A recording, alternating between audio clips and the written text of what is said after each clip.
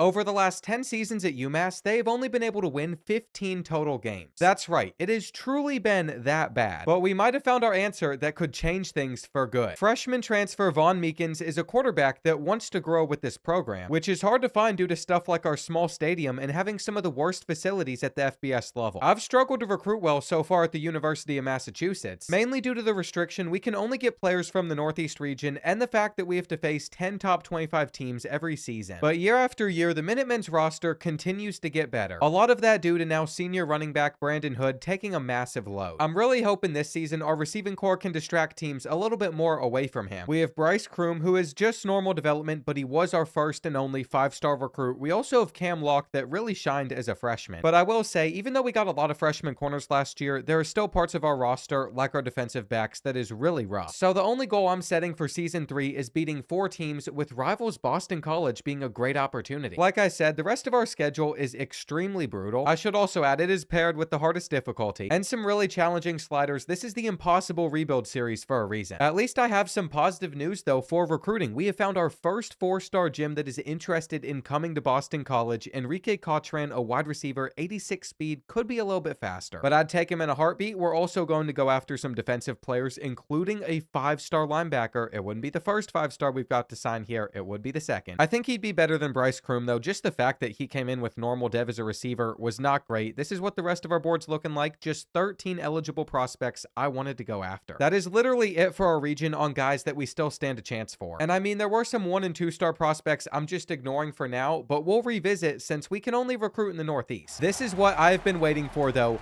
Von Meekins' debut for UMass. We struggled against Boston College a lot last year. In fact, I think we lost this game 45-3. But as the season went on, we figured out new things with our offense. And now we're taking that offensive system and putting them in the hands of the best quarterback we've had. Boston College is literally on a 14-game winning streak. It doesn't get more embarrassing than that for us. But Brandon Hood is always going to come out and run well for us. I also love having Gold Field General on a quarterback because we knew before the snap that this was going to be cover 2, Cam Locke with a big play. The sophomore receiver is just going to continue getting better for us. A little bit of a halfback draw, going to be another first down. This is the strongest our offense has ever come out on a drive, but we're going to have to give it to the backup, John. I really don't mind Mitch John getting some carries. We're going to see if they leave Massey open or if we just keep things on the ground. Brandon Hood could have definitely done a little bit better there. It feels like they're going to bring in a blitz, so we might just hit Nat super quick. And our tight end is going to make the catch. He's actually going to go all the way to the end zone, getting stopped at the 1. Never mind. I guess Brandon Hood is still going to have to finish the job, which he does. Untouched too. That's actually great for our offensive line. They had a lot of problems last year. But this is what I'm most interested in. How is our defense going to perform? It's been our weakest spot. I have to say, up front, our defensive line has continued to get better year after year. I feel like a few of our linebackers are really gifted too. Tim Gold being one of my favorites. As a user, he's got 85 speed. He's also only a sophomore, but the issue has been our corners are not the best in the world, and they're just getting out of there for a touchdown. What was that whiff tackle? See, Boston College scored whenever they wanted to against us last season. It made it very hard to even stay in the game, but turning upfield, Brandon Hood gets 20, and we're going to have him go off for us to keep this competitive. We might have senior receiver Kenyon Massey on second down, but it didn't seem like it was there. So this is far from my favorite position to be in, but we need an answer. We are putting Von Meekins back there, having to deliver a big throw, and I think we would have had it. To be fair, he needed to get it out a little bit sooner. Our punt isn't going to do great either, going out at the 20. And I am still very aware that Boston College is one of the worst 2 teams on our schedule. So if we can't win this game, I know what the rest of the year is going to look like. 2nd and 7, we brought Humphreys down. He didn't have as great of an offseason as we were hoping, but maybe he can help us get Boston College off of the field on 3rd and 2. I was biting on that play action all day. They have the deep post, and I guess he just didn't see it, but he breaks the sack attempt. On our pregame scouting, it said Trey Burnett was a pocket passer, but he sure is not moving like one. And there's 15 more. It's just effortless for the Eagles. We're going to pinch our line in case they want to go back to the run. We're ready for these quick out routes. Can't cover everything on the field, though. That's someone else's job. As much as I like to say Tim Gold's a great player, only when we're using him as a user like this. His tackle is going to take us to the end of the first quarter where things are tied, but we'll see what Boston College is cooking up. They only had a few routes out there on the field. We're actually wrapping up better this season so far. That was a really big problem with last year's team, and the RPO is going to get us on 3rd and 8. Just when you think you're ready for everything, that's when they'll get you. Humphries gave up a touchdown. Someone else open too. Luckily, Trey Burnett is not able to connect. Also, terrible vision. That should have been an easy first down for them. We make this tackle. We hold them to 3. There's no guarantees that their kicker is going to drill this, but I'm expecting him to, as he does. And we got Bryce Kroom out there returning kicks. He's not the fastest receiver in the world. I feel like there's got to be better athletes on this roster that could have taken that. I just love seeing the coverages before each play. What's crazy is I didn't even know that Von Meekins offered that to us until we got into this season. He's just going to throw this ball up. We're going to draw a flag. And was it the best read in the world? No, it was not. But at least they're calling PI. We should probably just get back to the ground where Brandon Hood had to hit that hole better. It really felt like that could have been turned into a touchdown. We got Cam Lock coming across the field, making this 3rd and inches, and we haven't done any direct quarterback runs yet, but we have a quarterback that has some speed. It's not like Meekins has anything crazy, but he can get the job done in situations like that. And I just appreciate that teams have to respect him running the football. What a catch from Massey. I really wasn't sure if the senior was going to play much for us this year because on paper, he's like our 5th best receiver, but I wanted to keep him out there. He's been with us this entire time, and I want to reward him for staying loyal to this program. We want players to know they can play their entire career here. They don't have to transfer away. We were waiting on the slant to get open, all because Brandon Hood wasn't in the game. Unfortunately, the slant got locked down. And if we can get some of these hot routes out, Von Meekins has a quick read to make. I think they're about to bring 6. Looks like the slant is open. Massey gets into the end zone. So we are going to take the lead with 2 minutes left in the first half. The downside to scoring when we did, though, is Boston College gets the ball to start the second. So they could get 6 on this drive. They would open up the 3rd quarter with 6. It worries me a little bit. They just got in the way of their own pass, though. It's amateur hour right now. We're not used to seeing them make mistakes like this. Enrique Kush doing a great job with his coverage. And so we have been gifted an opportunity with 90 seconds left in the half to score even more points. Now, we're going to try and get out with Massey. I'm not sure if he was ever going to have much success there, though. And are we able to place this ball into the hands of Nat? No, we're throwing a pick. We just ruined everything that could have been great. Von Meekins is already starting to frustrate me. We knew that that would most likely come. I just thought it could take a little longer. He's young, though, so we're not going to get too upset at him yet. We don't want him to lose any confidence, especially with the thought of getting this offense back on the field before the end of the half. I feel like the Eagles are about to punch it in, but they would still leave us with around 45 seconds. We've run commit. We're going to call timeout. And how many guys are we going to bring down into the box? We got caught with Humphries and can't make the tackle. When it comes to receivers, Dante Holiday has been a nightmare for us so far. And we're getting up to the line pretty quick. We're going to have a halfback screen coming out.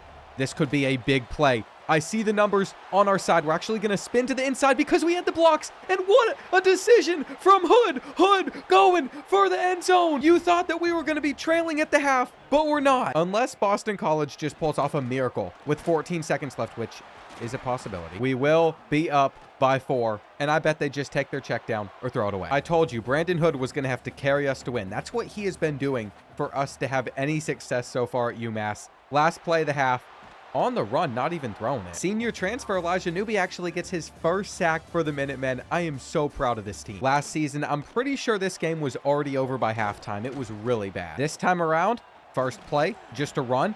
Humphries just misses the tackle. And I think Tim Gold's going to have an opportunity to shoot in, but it was a quarterback keeper, which is going to really hurt us. I really don't understand why Trey Burnett was labeled as a pocket passer. We've seen him take off multiple times. It was a high ball there too. Great throw from him. It's going to be like 3 plays, and the Eagles have already scored to start the second. It's just going to be a challenge to keep up with them on offense, but we have the talent to. I saw Brandon Hood activating his Platinum Shifty, though it must have gone away for this play. And there's a few different reads that we're going to look at here. We might even hit Cam Lock on a quick out route, depending on if he's open. We are going to have Massey.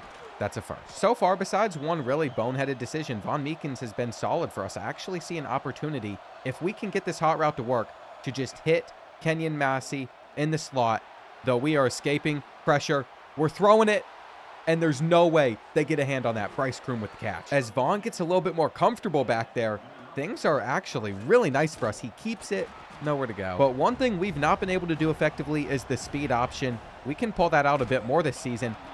It's a fumble.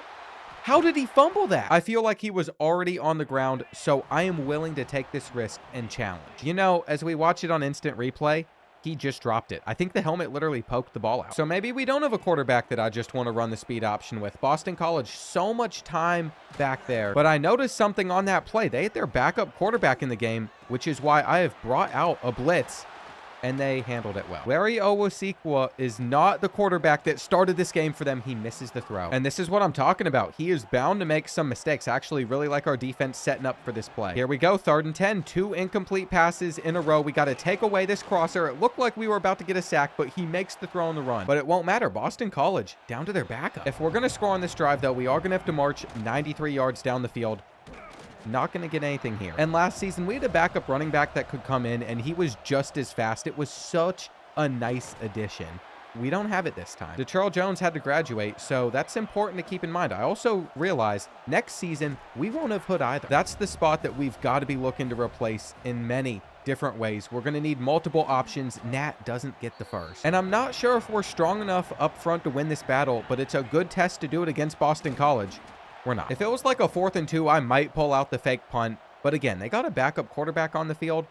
I just want to pin him back as far as we can and play D. I'm assuming they're going to have him running it a little bit. They got an RPO. We can make that tackle. The only thing he has been able to complete so far are these shorter throws. And headed into the 4th quarter, big 3rd and 2 coming up. It has actually been an incredibly even game. But this is where we really do need to close things out. We were playing a hard flat, and it's such a great tackle. We saw Montrose as one of our best defensive players last year. He wants to transfer due to our pro potential grade not being high enough, but we kept him for an extra season. And that right there is why retaining him was so important, because we would not have gotten the Eagles off of the field with basically anybody else out there. I have noticed, though, Brandon Hood is getting a little bit tired. There's still a lot of game left to play. Just something to keep a little bit of an eye on. We're going to pull it. Von Meekins goes down. And I think it's safe to say he has looked like a freshman quarterback in this matchup. An opportunity to make a throw to Brian Nat, though. What a route from the junior tight end. And let's see if we can make the proper read off of the read option this time. Do not fumble. Might as well mix in a run here. We saw the gaping hole, but I know exactly the play I want to follow it up with. They're probably expecting another run. We got him pulled down, and it was going to be a pick. We might actually be lucky that's how it worked out. Meekins with an opportunity to run the speed option again. Not going to get us far since John's out there. But I love this triple slant play. They also got multiple blitzes coming in. That was very insightful to see. We caught that ball. Centered up in the middle, we have a tough decision to make. And I almost think we could just run this. Look at the guys on the line. We are going to go for it and slide. Then when they decide, oh, we should probably stop the quarterback run, we have the bubble that we can throw fast, and Wimper jumps in. That was a stressful finish right there, but we made the right decisions since our calls worked out. And fielding that kickoff, taking it to just the 12-yard line for our backup quarterback is such a disservice to him. He wouldn't be out there if they had the choice, so that lets me know he'll probably finish out this game. But Boston College is not done. Adonis Jeffrey was extremely close to taking that one all the way. Newbie had an opportunity at a sack. Dante Holiday with another sack, though. I am so sick of this guy.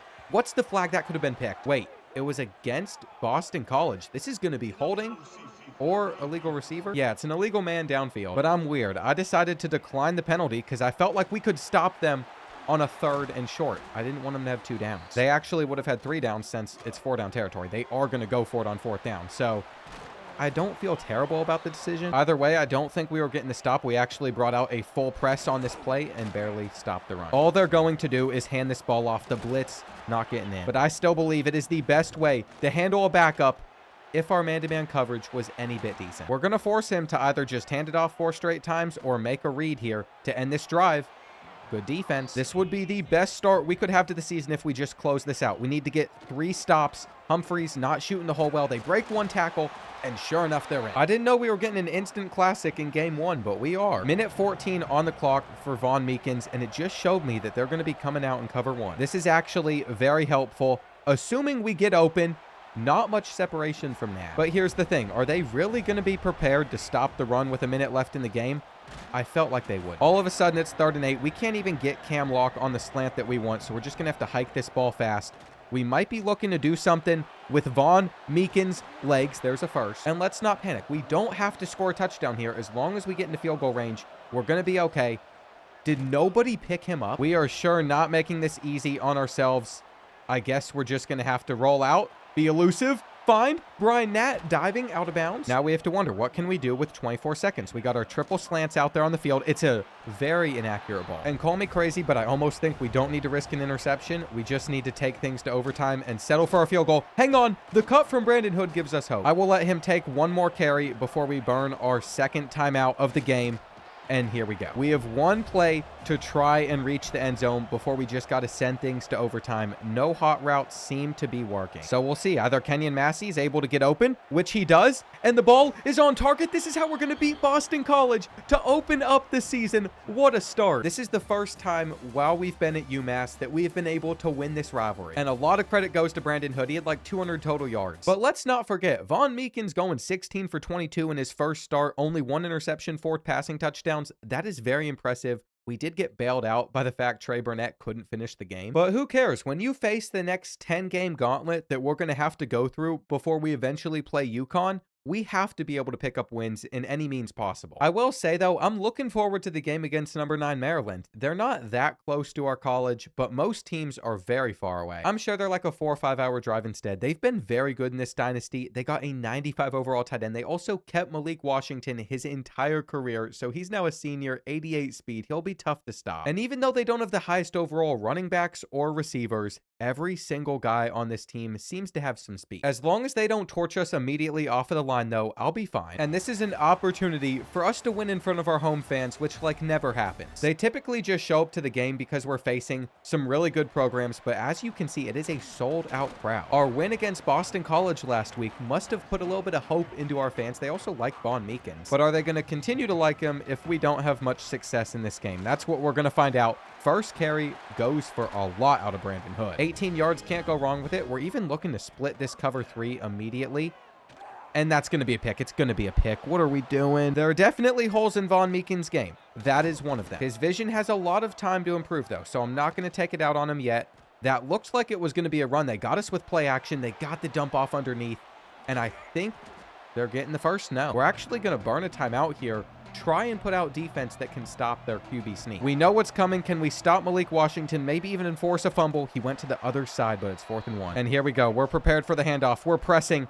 They're actually going to burn us over the middle, though, potentially. And there's the deep post. When you send 4 and you get no pressure in like 5 seconds, you know that it's going to be over. This run shouldn't have gotten anything. But that's the lesson, I guess. Until Brandon Hood can't walk anymore, just continue to give him as many touches as you can. We don't need Von Meekins to be slinging the rock, even though we're going to let him do it right here. Quick read. It could have been picked. It's knocked out. And I really don't love that we're going for this, but we're getting aggressive early on in this game.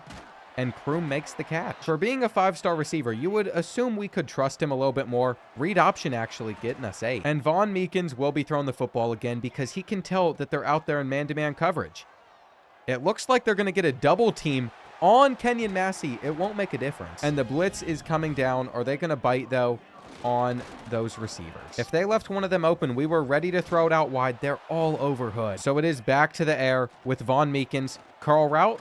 Do we go for it on 4th and 4? We've already gone for it once in this game. We're going to go with the full slide to the right so we can just roll out, hit our drag on the run, let Cam Locke bring it in. And I have a feeling we're not going to pull this on the read option, just knowing how many guys are over on that side of the field. They're coming in to stop the run. Look at Hood just taking off. As he dove in, he also took a shot. But if you just take away the really rough turnover to open up this game, we're doing okay. I really don't enjoy playing against quarterbacks like Malik Washington, though. Experienced seniors are hard to bring down. Like, he just made that throw with the dude surrounding him. Enrique Cush was also getting in at the same time, ready to double team from the backside, but he makes the throws so quick we can't get to him. It doesn't matter if we're rushing from the blind side and he doesn't know we're coming if the ball's already out. And we really are going to have to bait him at some point if we want him to make a mistake.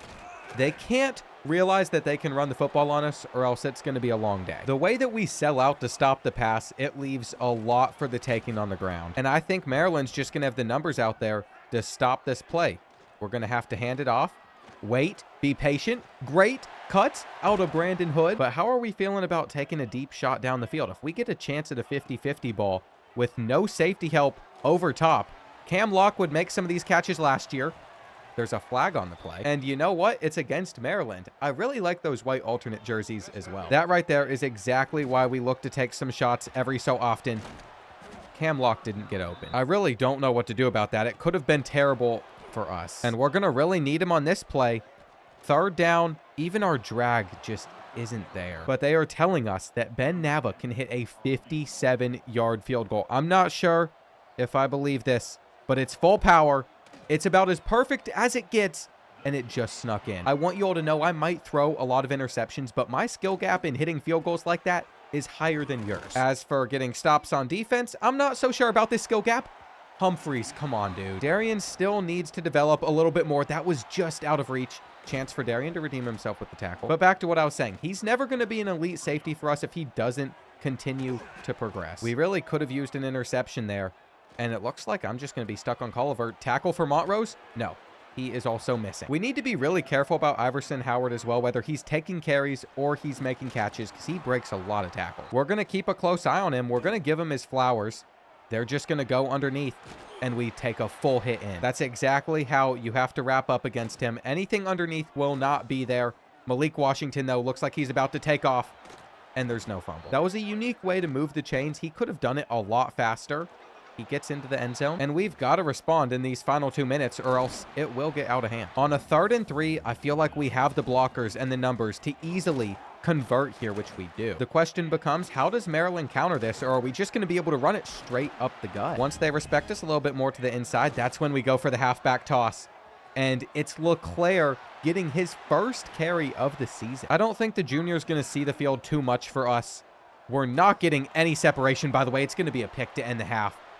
We probably should have just thrown that football away. These decisions from Vaughn have been really rough, and we do have one experienced quarterback on the roster. I just really don't know if Zach Lawrence is going to be any different. Whenever he's played for us in the last couple years, it's not been good. Here we go, though. 3rd and 5. Anything short could be a problem.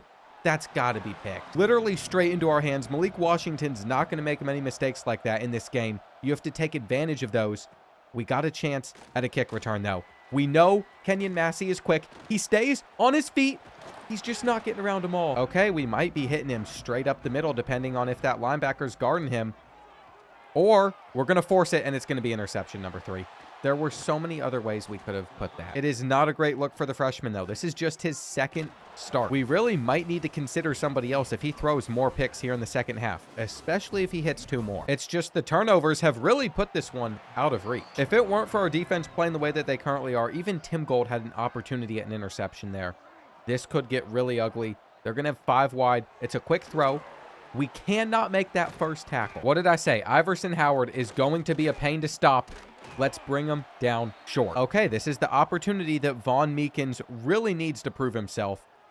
Are we going to get a return out of here? We are not, but we have got to get points on this drive. It cannot be another unsuccessful one. For 2nd and 6, keeping it simple, just another run. Though this brings up the inevitable when Von Meekins has to throw the football, or he's just going to take a direct snap up the middle for 20. That's right. I didn't even realize this sick formation was in this playbook, but if he's patient, it's going to be another. It's just going to be another. Why was there a 2nd guy lurking on the man-to-man coverage? We are 3 seasons in. I guess we've only really played 2 seasons, but I have not had a game this bad yet. And trust me, there are far scarier teams that we have faced than Maryland. That just shows how bad Vaughn's playing. I am still seeing the potential, though, for this season where he could be extremely good for us. How did they get to that ball? With how guarded it was, it didn't even make sense to throw it. There's a little bit of PI going on. We left him. And I feel like Von Meekins has just lost all of his confidence in this game. He's not even running. He's cold. We're just going to let him hand this one off. We're going to cut it back and get nowhere. And on 3rd and 10, what do we see? I think we're going to have to take our check down, throw on the run. That is why we like Vaughn, because he's still capable of doing stuff like that. But reaching that potential is clearly a whole other story. Throw on the money? No. On 3rd and 10, we're going to get it out quick. We wanted this to be 4th and short, but I can promise you we are not going to be throwing it. Vaughn is just handing this one off, and it was not there. The offense hasn't given up yet. Our defense is going to be really disappointed that we weren't able to score until a run like this. Great blocking for Brandon Hood. But you know what? This is a young team. This is a growing team. I'm still not upset. In my eyes, compared to some of the other quarterbacks we have scouted so far, Vaughn is a star. Comparing him to who else could be playing for us, I mean, it's not even a question that we got lucky Can we at least attempt to tackle? Malik Washington is now thrown for 260 yards, 3 touchdowns, no interceptions, even though we should have had one. And we head into the fourth quarter desperately trying to hold the Terrapins to a field goal. Those stats disgust me. It has been more competitive than this. They're about to have the first. Though apparently they're saying he didn't get it. Will Malik Washington flip what side he quarterback sneaks to? We stopped it the last time. We stop it again. And there's our opportunity. We are still down by just 2 possessions. Coming out in cover 4. Don't know if it was going to be quarters or just normal cover 4. We don't get that much information. It was clear that it didn't go well for us, though, which is why we got to run it again. Brandon Hood is at 139 rushing yards. I think they're going to start sending in some pressure, really trying to get to him. But we were patient. We're waiting on our blockers. Get out of the way. Brandon Hood is going to get another touchdown. This game is not over, and you best believe we're going for this 2-point conversion. We got to slide. We're not going to hit our running back. We're going to hit Massey. He just dropped it. And that just makes the decision to go for it look horrendous. We might need to slide over our line. I didn't know what was happening. It is scary when you don't know who's getting the football. Underneath, we had everything. We couldn't get to him. But we have to know to keep an eye on Justin Devon. He's already got a touchdown in this one. Malik misses. Okay, on 2nd and 10, if it was an RPO, we were prepared. We actually pinched our defensive line. And it's not good. It is not good. We need to bump him out of bounds. This is the issue. They've started to figure out that all they need to do is run with Iverson Howard. We've lurked them here. Come on. There are so few times where they're going to make mistakes like that. And when they do, we have to capitalize. We just did. We could still get them off the field, though. I know the run's probably coming here.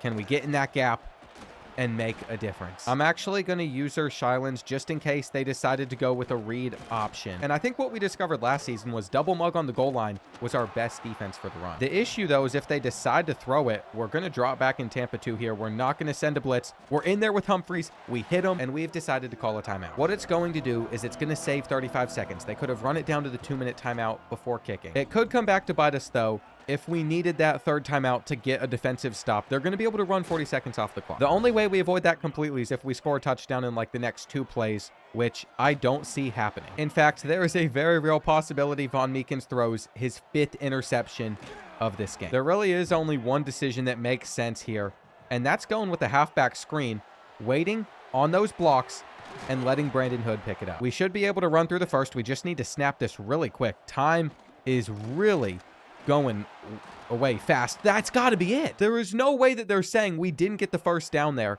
We could have reached for it, but I felt like he was just over the marker. I was comfortable. Ultimately, though, that is going to be the game. Every bad decision that could have happened to us occurred. I don't have many takeaways besides if we can just cut out the turnovers in these future games, we're going to keep things competitive. And it's not every week that we have to face a Malik Washington. The supporting cast around some of these quarterbacks, though, could be a lot stronger. Dylan Lee is going to be tough on Texas to stop as a running back. If they decide to run the ball a lot, we're not going to be able to hold him. They also have Josh Janus, a 97 speed receiver, 97 speed corner. And let's say they don't run the football the whole game. Well, they have 89 overall Carly Lacey Jr. with 88 speed slinging it. I have a feeling the Texas game is going to get extremely ugly quick. We are also down to 5th place on Gerald Haggerty, a 4-star strong safety, and we just could not sway him. We didn't even come close to getting the hard sell correct. Notre Dame has a tier 4 pipeline. They're on a week 4 visit. We can take these hours away. It was just going towards a lost cause. Instead, we're going to put it on a 3-star free safety. I don't even know if he's that fast. Rutgers could come in at any time and take him away. For the players that we're putting 25 hours into, we are the only school offering. I also like our range of defensive players that I'd like to all get on a visit at the same time because that could be a very big bonus. Our visit weeks this season are going to come in week 5 against Michigan, week 7 bye, week 9 against Pitt's, a good opportunity. That's enough rambling about recruiting though. For now, we can just worry about the roster that we currently have that's about to head into Texas. So I think we learned a clear lesson from our game plan last week, and that is do not let the freshman quarterback throw as much as we did. When we're on offense, we're probably going to be looking at like run, pass every single time. We got to start on defense though. Bazile Montrose continues to be our best tackler. He's going to have to guard the seam here. It's about to be 3rd and 2. And Enrique Cush played that very well. We can't shoot in with Humphreys. Hit stick 1, hit stick twice. Eventually one of them is going to connect, and we have forced Texas to a 3 and out. They are already punting the football back to us. So this is where we implement our only running offense, really. I mean, we'll pass it if we have to, but we cannot have a disaster unfolding with Von Meekins again. I don't care if he's still getting used to the offense. It was inexcusable, not going to get very far, but at least Texas isn't pressing. There's an opportunity for us to get it out there, or we could just take off. Brandon Hood's got 10. By the end of this game, he's not going to appreciate that he is the only good running back on this roster. Or maybe we discover Mitch John can also do a decent amount on the ground. Next season, whether you like it or not, it will most likely be Mitch John's offense. The occasional RPO works well. And if we really want to trust Vaughn, we could also have him keep it on a read option. Just wasn't necessary here. It seems like we're going to get the first points against Texas coming across the middle. You would think Cam Locke would get more separation. It looks like he was for a second, and I am almost positive we are barely going to get out of there. The blocking was actually good, though. That's why you don't lose faith in Von Meekins. We could tell that a lot of the mistakes that happened were just based off of our decisions. The decision to pass when we shouldn't, the decision to force it when we shouldn't. Cannot be giving up a comeback there. It makes it just a 3rd and 7. Anything underneath would be devastating. How are we not forcing that loose? I mean, everything felt like it was covered so well. Texas's offense is just that hard to stop. The check down was there the entire time. And they are sure not done. They continue to hurry it up. They don't want to get off of the field. They want to keep these guys out there. Check down was there again. But I'm afraid the second that we play hard flats against them, they're just going to get like a 20-yard gain against our defense, especially if we can't get to that football. Carl Lacey Jr. really just bailed us out. 3rd and 6. Cut over the middle. We can't guard both of these routes. That's the issue. And I was worried about the deep post being a touchdown. They get a touchdown basically anyway. So although we took our lead, this game is about to be tied up. We missed our tackle that bad. That makes things really hard to settle in for because this place is loud. And I don't think Longhorn fans can even believe that they started off down. I mean, I don't know what Von Meekins could have done differently there. He barely was able to get that one out. Halfback angle route to Brandon Hood gets the job done. But is this success going to continue, especially as we head into that second quarter? So far, they've not had an answer for our offense. We've been able to rush for 77 yards, and there's zero reason to change anything up. When Brandon Hood gets out in the open field with his shifty, he just looks dangerous. But Mitch John is going to have to take this carry up the middle, and Mitch John does. That was way more yards than I was ever expecting. We're going to do a quick pitch before they could even think about getting a fumble. And whatever we do, Von Meekins cannot throw an interception. Nat doesn't have enough. I'm really worried about this 3rd and goal. We're going to go with the halfback toss, though, and they're just going to make us lose 8 yards. So we have to settle for a field goal that just snuck in. I'm really surprised that's how the halfback toss went, though, because it has worked for us previously multiple times. It's why I felt comfortable with it. And we're just lucky he didn't immediately dust us with his 95 speed. We cannot let that happen again. First tackle, miss. I don't want to say it's a guarantee that we're going to miss that first one because we are tackling better than we did in seasons 1 or 2, but we're still missing a lot. And on 3rd and 4, if they have anything other than a short route, this was always going to happen. If we could have just been able to finish from the 1-yard line, it would still be tied. But playing scared only works when things are tight. If we continue to play scared and go down by a lot, it's not going to. In fact, it could get really ugly. We need this 3rd and 2. It's zone coverage, which I thought would be good, but it wasn't. We couldn't turn around to the ball quick enough, and this might surprise you. OG's getting his touch. OG getting his touch. Is he going to have the first? He does. Okay, the drive stays alive. That's the aggressiveness that we're going to need to shock Texas. And keep in mind, this is the #1 team in the country on the road. We have no business being in this game. Arch Manning was able to win the Heisman Trophy here last season. We're trying to pass on 2nd and 9, but we literally cannot hot route anything, which means it's going to be a scramble for Von Meekins. Run, run, pass. I was not kidding about that. Straight back to the strategy. We don't need to switch it up. Maybe we'll get something going to this side of the field. They're just all over us. It almost feels like it is 4-down territory, too. I'm not confident that we can even kick from here. That should never be caught. In fact, I thought Von Meekins just threw that first interception of the game. Handoff, though. Hole was not big enough. An injury timeout will stop the clock. Another run. Taken off for 5. And I don't even know if we need to be throwing it here. We could probably pick this up on the ground, but we're not going to be able to audible now. There's only 19 seconds left in the half. Von Meekins sees the space. Do we get out of bounds here? Would have been nice. Actually, because the fumble went out of bounds, it does stop the clock. We still got our 2 timeouts left, but we're not even going to need them because we dive in. And so far, Brandon Hood, once again, playing spectacular. We're up by 3. Currently, he's got 116 rushing yards. And we have the football to start the second half. So there is a chance that we get a return here with Massey and go up by 10. We just cannot lose faith in this team.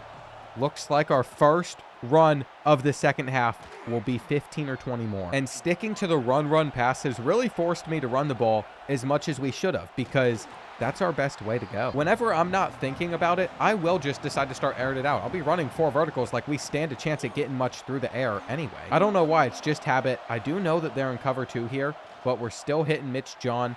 He has enough. And I'm not sure if Texas is going to be able to get our offense off of the field. It's just been really consistent and impressive. A block shed would definitely help them here, but they didn't have that luxury. We're using shifty. Brandon Hood is in the end zone again, and the senior running back is putting on for the Minutemen. I am really worried about next season, though, because nobody else even touches what he has been for us. We're going to have to get lucky out of the transfer portal. I spent this entire play just trying to back up our guys, but I got caught biting down, and it's underthrown, but they're still throwing it to the 10. It's just habit for me as a user to not continue to run straight, but I should have known a streak was a decent potential chance for what he was going to be on. Muscle memory has failed me. Humphreys, though, straight through that gap. Are you serious, dude? He had him wrapped up both of his legs. You know, as good as Brandon Hood is, I'm afraid that Dylan Lee might just be a little bit better. Doesn't matter, though, if Brandon Hood has the better game. I care far more about getting this win, and he is already at 200 rushing yards. He is only going to be able to stay on the field for so long, though. So when he's not there on 3rd and 5, we need somebody else that we can throw to, and it's either going to be Brian Nat or it's going to be Massey. Make it quicker. When you haven't thrown much all game, it's not as easy as you might think to just start being successful through the air. That is the big downside to the type of offense that we're running, but we got to lean on our defense. I still have some faith in them. We're going to bring down Montrose. Looks like they could have something over top. Hit stick. I really think we need to do a better job with some of our deep zones and their coverage on these guys, but I'm not sure how that's going to happen. They aren't talented enough to keep up. I can't sit here and use our 11 guys on the field. And even when I do, we aren't perfect. We are just bound to give up so much. We were actually there to stop the read option. What are you boys doing? You're frozen. I just watched us melt away a lead that we worked so hard to have. And with all momentum on Texas's side, we have to have a good drive here. Brandon Hood with the first. He's going to keep on getting pulled, though. He doesn't have that many more carries for us in this game. It's about to become the Mitch John show. And forgive me for not being familiar with his game. He's got 3 carries for 39 yards, averaging 13 yards per carry. But it's because they don't play the run as aggressively as they do when Hood's out there. For us to run like this against Texas alone, though, is a win in itself. Finally, this low RPO actually had some success. And we will continue to run them. You don't leave Brian Nat open. I do think the blocking out of this formation is really, really good. So I'm excited that we got another 15. If Texas can't stop it, we will keep going back to it. Little speed option here. They were waiting on the pitch to Hood. 2nd and 11. Looks like not much room. And this is where Von Meekins is just going to have to step up for us. We're going to have the slant. If we're not converting, though, a field goal gets us within 1. And that really isn't the end of the world to me, because even if Texas scores a touchdown, it'll still be a 1-possession game.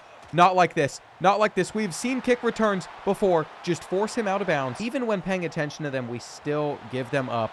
We got a sack. Senior transfer Elijah Newby making a huge difference. I didn't even realize how quick he got in there. The play just ended immediately. It's a halfback screen on 3rd down.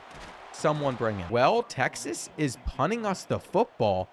I can't believe it. I thought they'd at least kick or go for it. And we have things on the 20-yard line. This is a very manageable game. We could beat the #1 team in the country. Brandon Hood, first play, 5. What we have to make sure we do, though, is this is the final drive. We can't leave any time left on the clock for Texas. They're all over it. But this is 4-down territory, so we're going to run it again. And now we have to decide on a play we are comfortable with. It already let me know that this is cover 3. So if we could make any hot routes, that could be nice. It's not going to let us. We got our slant underneath.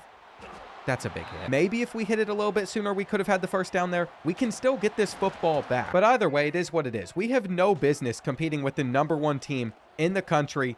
Are they going to throw it to Tim Gold? They just have so much time. If they bring this many guys down to the line, though, and we got to run to the outside, the wear and tear is holding us back. I'm telling you right now, Brandon Hood at 100% with Platinum Shifty, that is a touchdown. Instead, he's just starting to really struggle. This is going to be cover 1. Field General, let us know that. But they got somebody lurking over on Massey. That was the one receiver en route that was going to get open, though, versus that look. 4th and 10. Game on the line. and we're just throwing it up to Gold. Gold makes the catch. He's still on his feet, and I am so shocked that he brought that in. We got to call a timeout. We're going to keep our composure. We're going to hit them with a run, see if that can move the needle. Typically it would. It sure did not help us there, and we're going down. We only have 30 seconds left. We still have to score a touchdown. It would have been there with 1 more second, but now we've reached the hardest spot. I don't even know if we're going to be able to get Hood into pass protection. We're just going to have to go for this, see if we can hit him over the defender.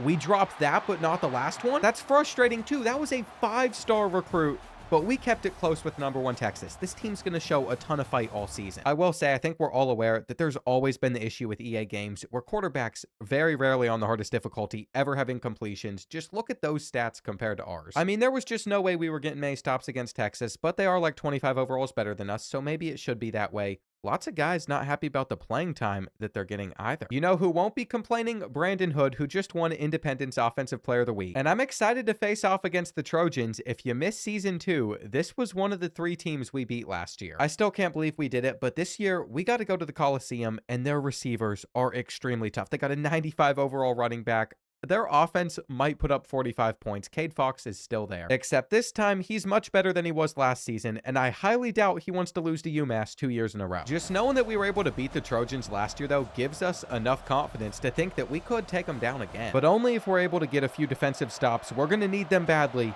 Can't be missing tackles. They've already been able to make it to the other side of midfield. No interception coming here, though they're sending up 50-50 balls. Maybe Cade Fox does force it one time into a bad window. It could happen. What a play from Darian Humphreys, too. We're giving up the seam. And I'm noticing a trend. We might need to switch over to cover 4 because cover 3 and cover 2 aren't cutting it. They are literally not respecting us. They're just throwing up jump ball after jump ball, and they're actually working, too. What we're hoping for is nobody follows our tight end out to that side. If he's still going to play the run, we should be able to hit Cam Law. But what does 3 yards do for us? It's still 3rd and 10. We got the angle route if we need it, though that's going to be picked. It's just lurked perfectly. Those 2 routes ran right into each other. Vaughn is starting this game off the way he played in week 2. For whatever reason, too, that was a cornerback just sitting there over the middle of the field. Their best cornerback. That's what we were up against. It's crazy because when we limit mistakes, we can keep it competitive with teams like Texas. But early mistakes like that put us out of the game. We're just going to keep on running it. That's the only way I see us coming out on top. And if we hit that hole a little bit better, it could have been a much bigger play. For Von Meekins to already be cold on the road, it really isn't looking good for the freshman. His confidence has got to be low. And I'm not sure if I even addressed it. We brought in a transfer tight end that had 84 speed. I said was going to be our starter, but then I redshirted him. If we didn't redshirt him, we were going to have our 3 best tight ends all as juniors graduating at the end of next season. We couldn't have that. We needed at least one to stick around for a little bit longer, so that's why I made that decision. It's not like he was a higher overall than Brian Nat anyway, who's going to be open. We're going to throw that one on the run, and he just drops it. That truly is an inexcusable drop. We're most likely not going to be able to move the chains now. I mean, we don't even catch that one. The entire team is just thrown off, and it's all because of the pick 6. 30 seconds left in the first quarter. We just missed the tackle. One spin move, and this kid could be gone. That is how good these receivers are. When I said that we might run into a lot of issues against them, it was not an exaggeration. We literally cannot keep up with them physically. We are stacking the box, though, just in case they decide to run it again. We're actually going to start seeing what cover 4 can do for us. My only issue with it is we are dropping 8 guys back into coverage, so we only have 3 rushers. And that leads to them just taking a check down. I was worried that they just have way too much time back there, but it forced them to leave the pocket. And how bad of an idea is it to just come out on this first play, being willing to send up a deep ball? Because I was looking at it. I realized mid-play, though, we were going away from the game plan of run, then throw it. So we fixed it. Now, if all 6 of these guys come in, we stood no chance. But of all the times the computer lines up like that, 90% of the time, it's a bluff. So I just assumed they were bluffing again. And we're going to have to get a stop. I've put my faith in the cover 4. We can get a lot of guys down in the box. We can also just watch them hit their running back. It's the only place Cade Fox seems to want to throw it. What a tackle. Have we cracked the code on what works best with our personnel? 3rd and 12. I feel like everything's kind of locked up here. Whoa, that was almost bad. This is the answer. Last season, it might have taken us some time to stop USC, but once we started stopping them, we continued to. So game isn't over. We are going to need a breakaway run from Brandon Hood, though. Until we get a huge play like that, it's just going to feel out of reach, and that was so close to having the potential there. got some really good blocks. I wouldn't mind hurrying it up and just doing the same run a second time to see if we can convert for the first down, which we do. It should be obvious. We're looking for this to be the final drive of the first half. But what is even happening with Von Meekins? He is just panicking there, and we're very lucky that Brandon is going to make up for it. He's going to grow over time, though. That's what we're sticking with. We need him to learn. It's why we're being so patient with him. About to be 3rd and 3. I'm a little bit confused for how this play works, though. Probably not the smartest idea to pull it out on 3rd and 3. We just ran into a tackle, and we have curls out there on the field. So if this is zone coverage, you just got to find your curl. Tight end, trust him. We shouldn't trust Brian Nat based off of some of the drops he's had, but it is what it is. Still a minute left on the clock in this first half. We're going to continue to run the football. And there were like 3 injuries on that last play, 2 to our offensive line, 1 to their defensive line. I feel like we got the worst of it, though. We're going for it on 4th and 1. We need a touchdown. It truly is touchdown or bust for us. And Von Meekins just losing 4. He might need to finish this drive off for us through the air. I don't see it going well on the ground. There is another injury timeout as well. And that's just because we've had a very long drive. USC is going to hold us. I don't really know what to say. If we could get gold on a streak, we might be able to thread the needle here. But it's going to be hard. He's short. He's at the 1. What a horrible ending to the half. It could have been a 1-possession, 7-point game. And then we also would have gotten it to start this second half. That pick 6 truly did irreversible damage on our offense and our chances in this matchup. At least Von Meekins is getting a little bit more comfortable carrying the rock. 2nd down. It said Tampa 2. So I thought we'd be able to run it a little bit better.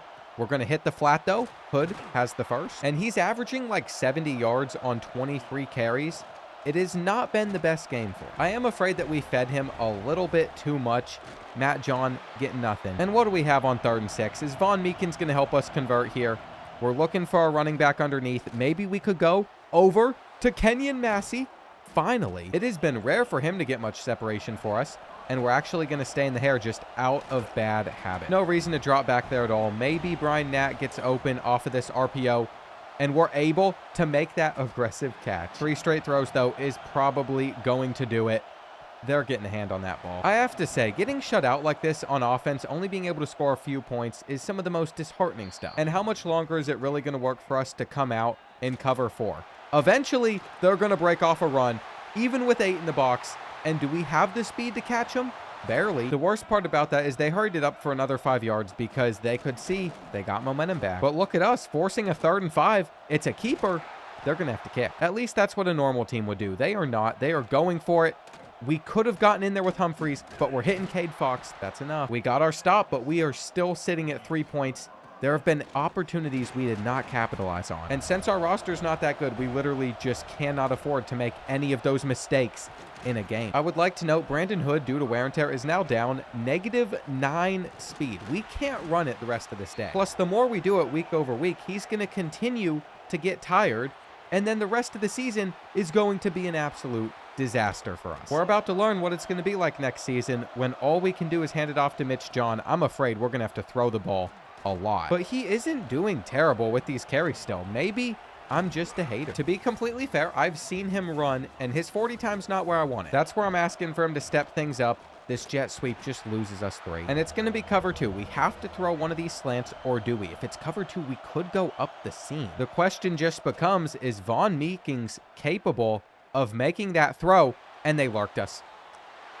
I knew that he was going to drop back there, but he stuck with the streak for so long. So there it is. It's another turnover. We are staying at 3 points in this one. We can't even get out there to make the tackle, even though it looked like we were about to. And it feels like our offense is more turnover heavy than it has ever been. Now, that might not be the case. It could be similar to recent years. It just feels like it has been so often. And I'm sick of the interceptions. Luckily, there was a flag on that play, or else we would have just given up a big one, but we're going to give up a big play the next time anyway. Touchdown USC. They're up 21. And you know what? Von Meekins is going to develop here. He is going to get to throw the ball the rest of this game. It's actually probably best for us to pull Hood out. I mean, what did he do there? He's just going to continue to get more and more tired, and we threw it to the same route that we already threw a pick on in this game. He can't even make the tackle. He can't even make the tackle. It doesn't even matter to me that we have started to cook up a better drive. Those interceptions are bad. Even if we are able to get a touchdown, which isn't going to happen. He has an out of reach throw. for his 4th interception. And all of a sudden, this quarterback that I had so much faith in for the future, I'm really questioning. Our goal was 4 wins this season, and I thought we'd pick one up against either Maryland or USC because we beat the Trojans last year. Maryland wasn't as good as some of the other schools that are still on our schedule. We got to find a way to win a lot of these. UConn, I still think we'll get, but at the same time, they're 4-1, so they're also having a good year. If you look at some of our other options at quarterback as well, Zach Lawrence, we have seen it before. He's going to be just as bad as Vaughn. And then there's sophomore transfer, Mohamed Egboa. Now, I don't love that his accuracy is capped off like this because we got uncapped accuracy on our guy. But the issue right now is the fact that Von Meekins isn't currently accurate. That is what we're struggling with, and if he doesn't upgrade that during the offseason, it won't get any better for us. I think we're just going to have to be patient with it. None of these players on our board we're going to be able to hard sell. It's just not going to benefit us. And it is time to set up that week 9 visit against Pittsburgh. If we win that game, we'd get a lot of good commits. I'm also just curious about some of these running backs that we're recruiting. We have found out that Glenn Biggers has just 85 speed. He's not going to come in and immediately start for us. So who knows what we're going to do about that. Michigan's best player is a right guard. They're currently the #1 team in the country. And look at Micah Kaapayana. I just did a Michigan rebuild, and he is very good. They also got AJ Brand to transfer in with his 89 speed. It is probably going to be another long game for us, but maybe we shock them. We put up a great fight the last time we played the #1 team in the country. Are we going to be able to do it twice, though? These are the games that make it so hard for us to ever pull off the impossible rebuild, because the best way to improve your team is win. And we've not been able to string together wins so far. I was on my phone. Just want to preface why that kick looks so bad. And Michigan starting at the 43-yard line. Now, with all the time in the world, they're going to throw an interception. Shylins actually catches something. And we have not had a better start to a game than that one right there. AJ Brand, a quarterback that I thought was going to be better than that, catching us all off guard. Plus, we've gotten so few turnovers with UMass. We've not gotten to show off that special celebration, cam lock, avoiding the tackle. This is my first game of the day, and we got the luckiest start possible. An inaccurate ball very rarely happens. But how are we going to capitalize on this opportunity? Because Von Meekins, he's had a lot of turnovers this season.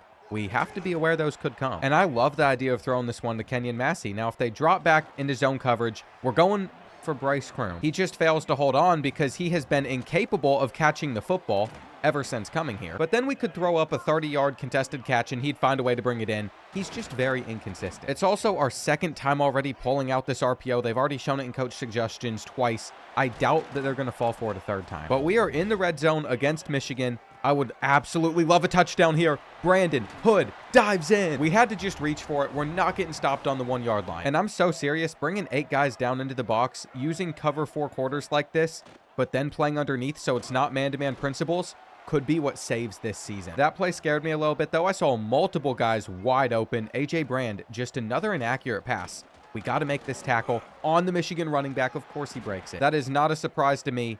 Nothing underneath, though. And this is why we play underneath. When we don't, like right there, our guys are dropping back way too far. I figured this was going to be a run. They've got a corner route open. But Peyton Luttris was able to get in first, and it looks like we're getting another sack. All I can think of on 3rd and 29 is just back everybody up. AJ Brand makes the throw on the run. We got guys over there that can make this tackle. Don't make us whiff like 4 of them. We have not come out this hot in any game in this entire series, I don't think. Maybe I'm wrong. You all could correct me there. But right now, it's looking very good against Michigan. What would really help us is if Gold's able to bring in this ball. We're throwing it just because I've noticed that the seam is most likely going to be open. But that was seconds away from being a pick 6 and Michigan's stuff in the run. With a roster as talented as theirs, it's not going to take much for them to change the course of how this game goes. I mean, they're about to stop us. It's 3rd and 12. We're throwing that route off of a break. What was that, EA? Why did Bryce Kroom just get sucked away from the football? I clicked on to make the user catch, and it just pushed us away so they could grab the pick. I'm not saying we would have brought this in because he was guarded closely, but that's crazy. I'm sure Michigan's about to figure out how to move the football against us as well. I mean, I see a touchdown out there on the field. We're very lucky he didn't throw it. Chance at a pick, another one. What is AJ Brand doing? This is the worst quarterback we have played against yet, though you got a 95 overall running back. You got a 95 speed running back. He's going to gash us at some point. And there is just only so much we can do. We can shift all of these guys over. We're trying to bring guys into the box, but they could beat us in the end zone. And you know how a second ago, how amazing things were looking? All of that has just been erased. To open up the second quarter, though, we're going to have to fight for the marker. Apparently, we did not get enough of the first, and our best way of picking it up is a QB sneak. I still think some of these quarterback runs could be effective as well. We got a pulling guard here. We just can't slip through. And it said Michigan is coming out in cover 2. So here's the real question. Are we going to be able to beat them deep out of their cover 2? Because I had one read up the seam that didn't get there. I don't know why I thought we'd be able to, but now we're going to have to thread the needle over some zones, make that catch, or drop it. You know what? At least it wasn't an interception, but Michigan is back in the driver's seat, probably going to march down the field. So us getting blessed with the best possible start just doesn't make a difference. Need to pinch our defensive line here, or we just got to make those tackles when we got hands on him. Surely it cannot be that difficult for us. They got so many guys with stars on their offensive line too. Like, it's not even funny. It's a quarterback keeper. One guy that AJ Brand makes miss. Enrique Kush trying to run him down, but he just doesn't have the speed for it until this play. It literally took another guy getting hands on him first. Darian Humphreys, he fell for the play action, which turned into an end around. But luckily, we were still able to make that tackle underneath. He's not open. Throw it. Throw it to Shylans. Come on. Go all the way. Our offense does not need to get back out there on the field. We can. But you know what? We get to celebrate with the Minuteman hat. It's his second pick of the day. The junior corner is having a great year. He first started getting onto the field for us last season, making some of a difference. But I'd say this season, going far better for him, and another big run. Just trying to keep things smart. This will be the final drive of the first half. Only if we're able to pick up something like this 3rd and 1, though. Underneath, Bryce Kroom catches it. Typically, we can't trust him to always hang on to the football. That's going to be a fumble, too. But I think Von Meekins was able to recover his own fumble.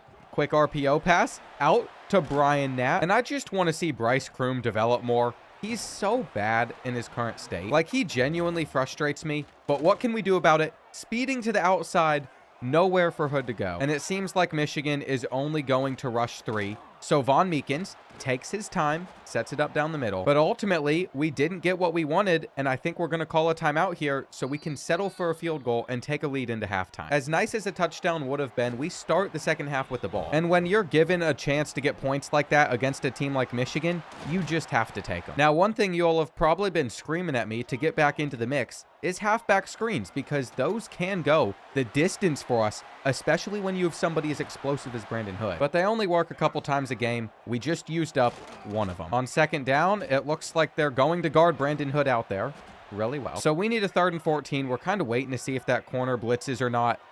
And we should have had our slant, but we made a late read. Von Meekins just staring down Cam Locke whenever the tight end is wide open is a big problem. It's something he's going to have to improve upon, though we can stop this at the 1-yard line. And I'll tell you right now, we're either going to get the safety or we're about to give up a 99-yard touchdown. There's no in between.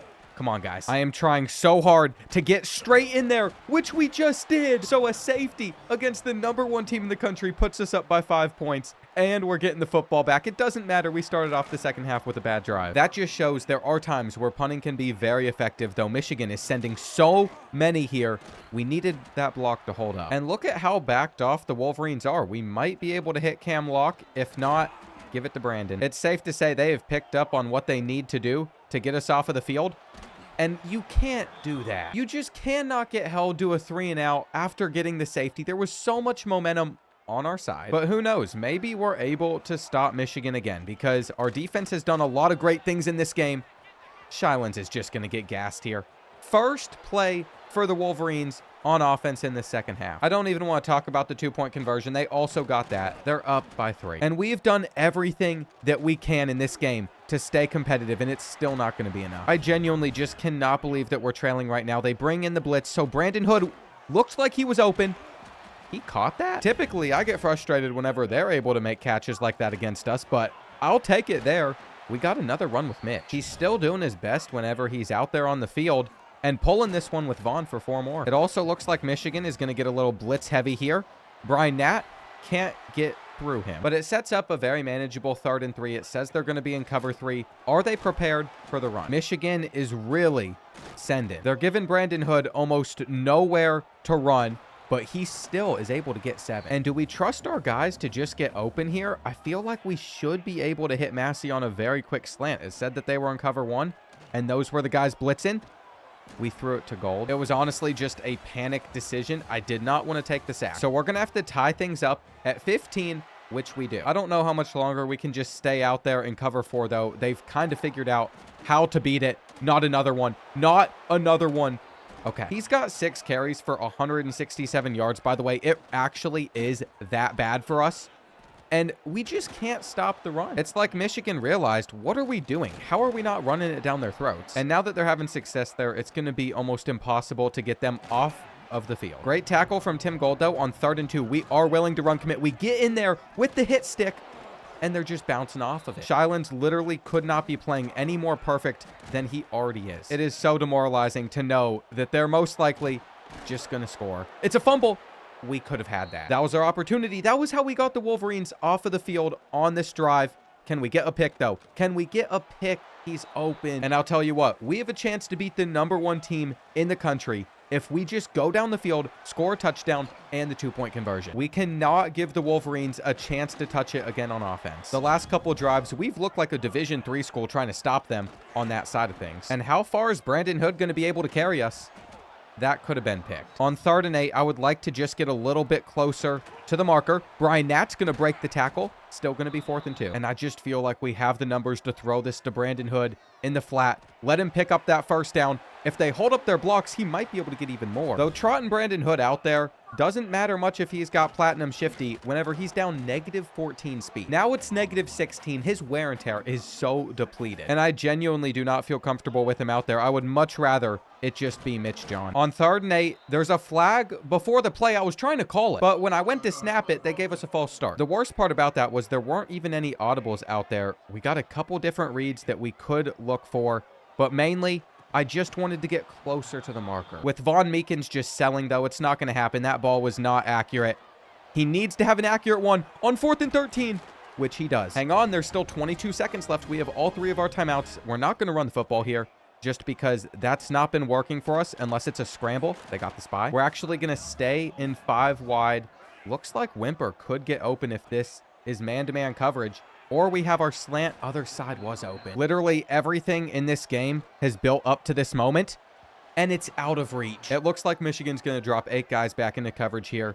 So we're going to have time to make our read. We're not getting open versus them. We got to at least get a throw out, but that's going to do it. Their man-to-man coverage locked us down because our receivers stink.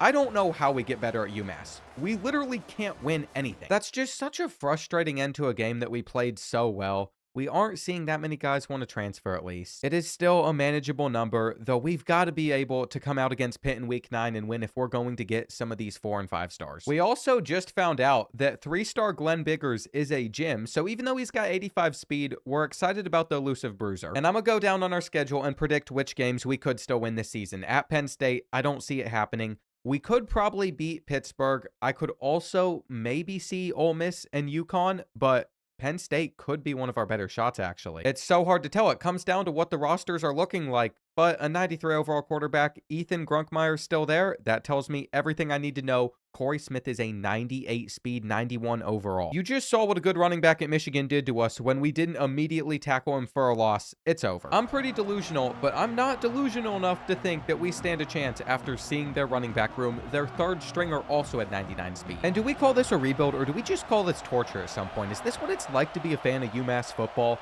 The records are very similar to what's been happening the last decade there. It's why we're taking over the school. But I still have to have that little bit of faith that we can turn it around even when we lose Brandon Hood. First play of the game, like always, opening it up with a run. It's simple. It always works. We seem to get like 8 yards on it every time, but then when we start running it more and more, eventually it will not be this easy. However, Penn State's run defense is not impressing anybody so far. Mitch John already in the game. Typically, that does not happen this early, but he's busting off of the tackle. He's still fighting. Maybe I was wrong about this kid. Here we go. 4th run. It's another successful one. And what is even happening right now? How is Penn State getting embarrassed like this? We're not in. I really thought we had that. A couple quarterback sneaks from Von Meekins needs to do the trick. And he just didn't reach across at all. 3rd and goal. Quick, hurry up. He's in. The freshman gets us on the board first. And as much as I was glazing those Penn State running backs, they have come out in 5 wide for their first play. It's like they don't even want to use some of the talent on their team. Peyton Luttress with another sack. We've brought some guys down into the box. Looks like they're going to go for a check down. And I feel like we could get the Nittany Lions off of the field on 3rd and 14.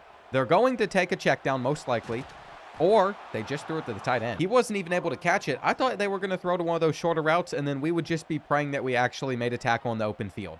Instead, we got it back. We have our 7-point lead. And it was clear to me that Penn State just couldn't stop the run. Is that going to continue?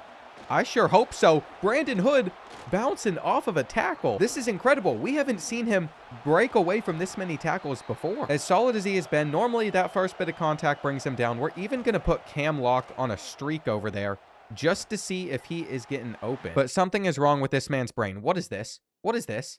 He just decides that he's going to start running backwards towards the other end zone. EA, I need an explanation for that. It doesn't even make sense. Those are things I might not notice sometimes in the gameplay, but if we're targeting him, I did. And we're hurrying it up to just run it again. Brandon Hood only got a yard there. Maybe he should have hit another gap. Looks like they're going to get in, but the drive stays alive.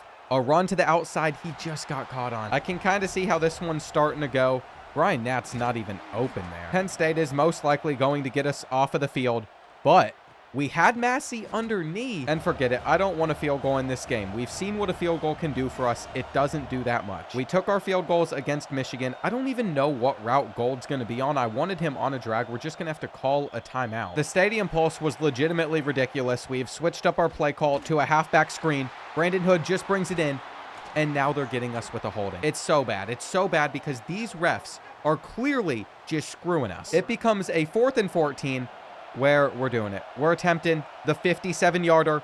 I think that kick might have the distance. It hits the bottom. No! This is such a game-changing moment in this game because either way, we were going to be up by 2 possessions, but now Penn State will most likely score a touchdown in like 3 plays, and it's going to be all tied up at 7. I just don't know what else to do about that. Run to the outside. Corey Smith loses 4. Maybe he's just fast, but he is blind at the same time. I've not been that impressed with him.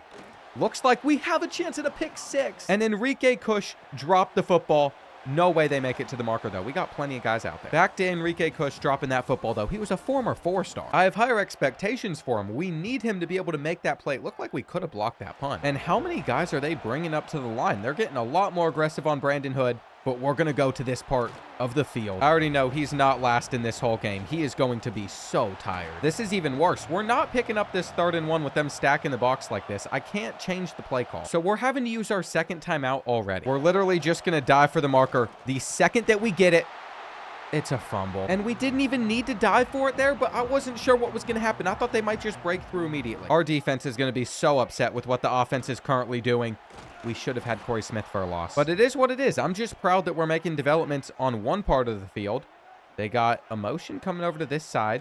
Going to be play action. And we just had it out of reach. Shylins had an idea of where the ball was going. Ethan Grunkmeyer didn't care, though. He just didn't respect him. Run up the middle or to the left side. We can run commit to that left side. It looks like it's going over there. We had the bodies. Try and make it. But all that competitiveness that we have shown so far doesn't really matter with it all tied up. We had an opportunity to be up in this game by 21 points. It's saying a lot. It's also assuming a lot, but 21 points could have happened just based off of the stops that we were getting. 3rd down, reach for it. We got it. We could still end this first half with that lead at least. We don't need to be pulling it with Von Meekins. I have to say, at least he's been playing a little bit better. We've got the flat open. Kenyon Massey, turn up field. We're actually going to hit him again, this time on the RPO, or Hood kept it. And I feel like the go-to has been pretty simple. I would love to audible to anything other than what we're currently on. And I feel like the go-to in these situations has been pretty simple. I don't know what play we're on. Is it going to be a quarterback run? Is it going to be a pass? It's going to be a pass. I thought it was a quarterback run. This home field advantage is just throwing us off in all sorts of ways. No composure for someone that's got Goldfield General. It looks like this time they got a little tight end out. That's the same type of motion that we gave up a touchdown on, though. I was picking up that. Stop running to this side of the field, Enrique Cush. Maybe it's going to allow him to follow that drag route. 3rd and 7. And here we go. Does Penn State convert here? It's just a wide receiver screen, but unfortunately they do. And I think they're about to end this first half pretty strong. Watching for some of those underneath reads. Corey Smith literally just dragged us, even though we were there. The hit doesn't matter on him. We're going to have to die. And do we think Grunkmeyer's about to just run straight up the middle? If they did a direct quarterback snap, it would be kind of smart. I'm watching underneath. They give up the hitch. And that leaves 45 seconds left on the clock. It felt like we were going to get in some pressure, which we did. It wasn't even necessary, but I decided that we were going to. Great juke. Weirdly enough, Penn State's calling timeouts, so they could get held to a field goal, or we could have picked it. Every time we talk about how much better Shylins has got, then he makes a play like that where you just wonder why he's swatting the ball. And the biggest issue we currently have is we have no timeouts left in the half because we already used all of them. If we want a field goal, Von Meekins is going to need to be perfect. The seam's there, but that's a hard catch to bring in. His arm just isn't strong enough. His accuracy just isn't high enough right now. This time, we got it. And I can't do anything besides hurry it up and literally run the exact same play. Come on, make that grab. I'm afraid if we throw this one over the middle, then even if we get a decent amount of yards here, it's not going to matter since we can't stop the clock. And they just recommended that we kick a 65-yard field goal with 6-mile-per-hour winds coming in our face. We're going to have to wait 30 seconds and throw up a Hail Mary. I'm an idiot, though. We had to attempt it because then there's a 10-second runoff since we had no timeout. So coach suggestions just messed us up. I typically sit there and spam X. That was the play that we got. I can't say it's benefiting us at all times. Surely someone else could have picked up that he was going to be there. Maybe I just need to be the one user and Tim Gold over the middle. Looks like they're going to have a drag. They're throwing it at our defenders. Zero respect for Shylins there. And that's why we have been filling the seam. We're bringing these guys down about as far as we can. Tim Gold going to have to make the play on Corey Smith. And we also forgot to pinch our defensive line. That's been another thing that's helped us stop the run. It doesn't matter how far Penn State gets down the field. If we hold them to just 3, it makes all of the difference. But we're about to knock them out. And here we go. All-out run defense where we try and shoot through that gap. We got Gold through. But I still think they're going to try and run the football again. It might actually turn into a pass. This could be bad news for us. There it is. 17-0 run for Penn State after we opened up this game with the touchdown. We're losing 4. And everything that didn't work out exactly how we wanted it to has, as an interception off of an inaccurate throw to a receiver that was open, is going to seal it. I know that our team is far from capable whenever it comes to beating Penn State. There's a flag on this play. I really don't care what the outcome is. It's going to be against them. It's coming back. But back to our team, just not being capable. We know that's the reality. It sure doesn't make it feel any better, though, when we're struggling like this. Of course, Corey Smith catches it. For whatever reason, the hard flat there just isn't playing him, even though that's the one guy in his zone. What are we doing on defense with our coverage? At least one thing I believe we can do successfully is stop a quarterback sneak, but we didn't even do that right. Interception, potentially? No, we're not getting back to that ball. We played so well against Michigan last week, against Texas in the game that we lost. Even at the beginning of this game, we just haven't been able to string together a good performance for 4 quarters against anybody yet, which sucks. Even our win over Boston College to open up the year didn't feel good. It could have gone the other way. And I'm actually getting really excited for our bye week, because during our bye week, we'll have some rest. I think it's needed for this roster. We have a touchdown that we just didn't see, but Kenyon Massey still gets a galot. And I say it's worth it for Von Meekins to just get comfortable out here and start slinging the rock a little bit more. His accuracy has been the thing that we have been waiting on to develop, but it can get better. And when it does, he should be a star for us. Keeping it on the read option, he's about to get the biggest run of the game for him. And headed into the 4th quarter, we might be down by 17. It's not fully over. All we need is a quick touchdown, which we have to Cam Law. And we've just been scared to throw the ball recently. That's what we got to do more. I know it typically doesn't go that well if we're playing more of an elite defense, but Penn State's hasn't been on that level of some of the other teams we face. And I'm fine with saying that we are the reason we're losing this game, because we are the ones making mistakes. Darian Humphreys, pick 6 potentially. He's getting chased down by 89. I cannot believe Ethan Grunkmeyer just threw that ball to us. I mean, we were sitting on that for a hot minute. I didn't move. This game might actually not be over. They finally went with the quarterback run. I knew it had to be coming at some point. Just going to run it to the outside here. 3rd and 4. This is where we make our mark. Are we able to get Penn State off of the field? That could have been us. Shylins just hesitated a little more than he should have, but it's okay. As long as they're only picking up 3 yards on plays like that one, I'll be content with it. Good read from Ethan. But does he have a touchdown in him? That is what Penn State's going to need if they want to put us out of this. I really want us to just hold them to a field goal. He makes the throw on the run, but it is out of reach. So here we go. 3rd and 4. Don't be a run. I bit down underneath, and they still got a completion. This has actually been a really good drive for the Nittany Lions. That ball was just out of reach as well, so they are in. And we have to be able to score so quick. There is simply just zero room for error. But there's the error. Von Meekins, I know he has a low throw under pressure. His stat is really low. But what are we talking about? It's going to be that inaccurate of a pass. It's just very frustrating to see. That is frustrating too. On 2nd and 16, Penn State's actually throwing the football for whatever reason. We are not making that tackle. We did just before the marker. So you know what? I guess we could still get this back. I feel like Von Meekins is just going to get another interception though. I mean, he has shown that he is incapable of making many good passes throughout this game. And that's one area that I was hoping to see better development out of him. What are we doing? I think we're ready to just move on to the next week. They're not even falling for this halfback screen. It's going to be 4th and 3, and he's just going to step up to get past the marker. We're trying to make this score look closer than it is. Do I actually believe that we can still come back? Absolutely not. We're probably going to sail this pass that I want to get out to Wade.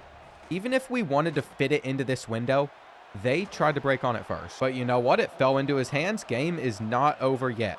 Do we go for it a second time, or do we wait? Do we wait? I will say, the one downside of the playbook that we're using, even if we are running the football better, we have not been able to pass well. So it might be time for another playbook switch. We're just going to look to get out of bounds here. And let's see, does Von Meekins have it in him?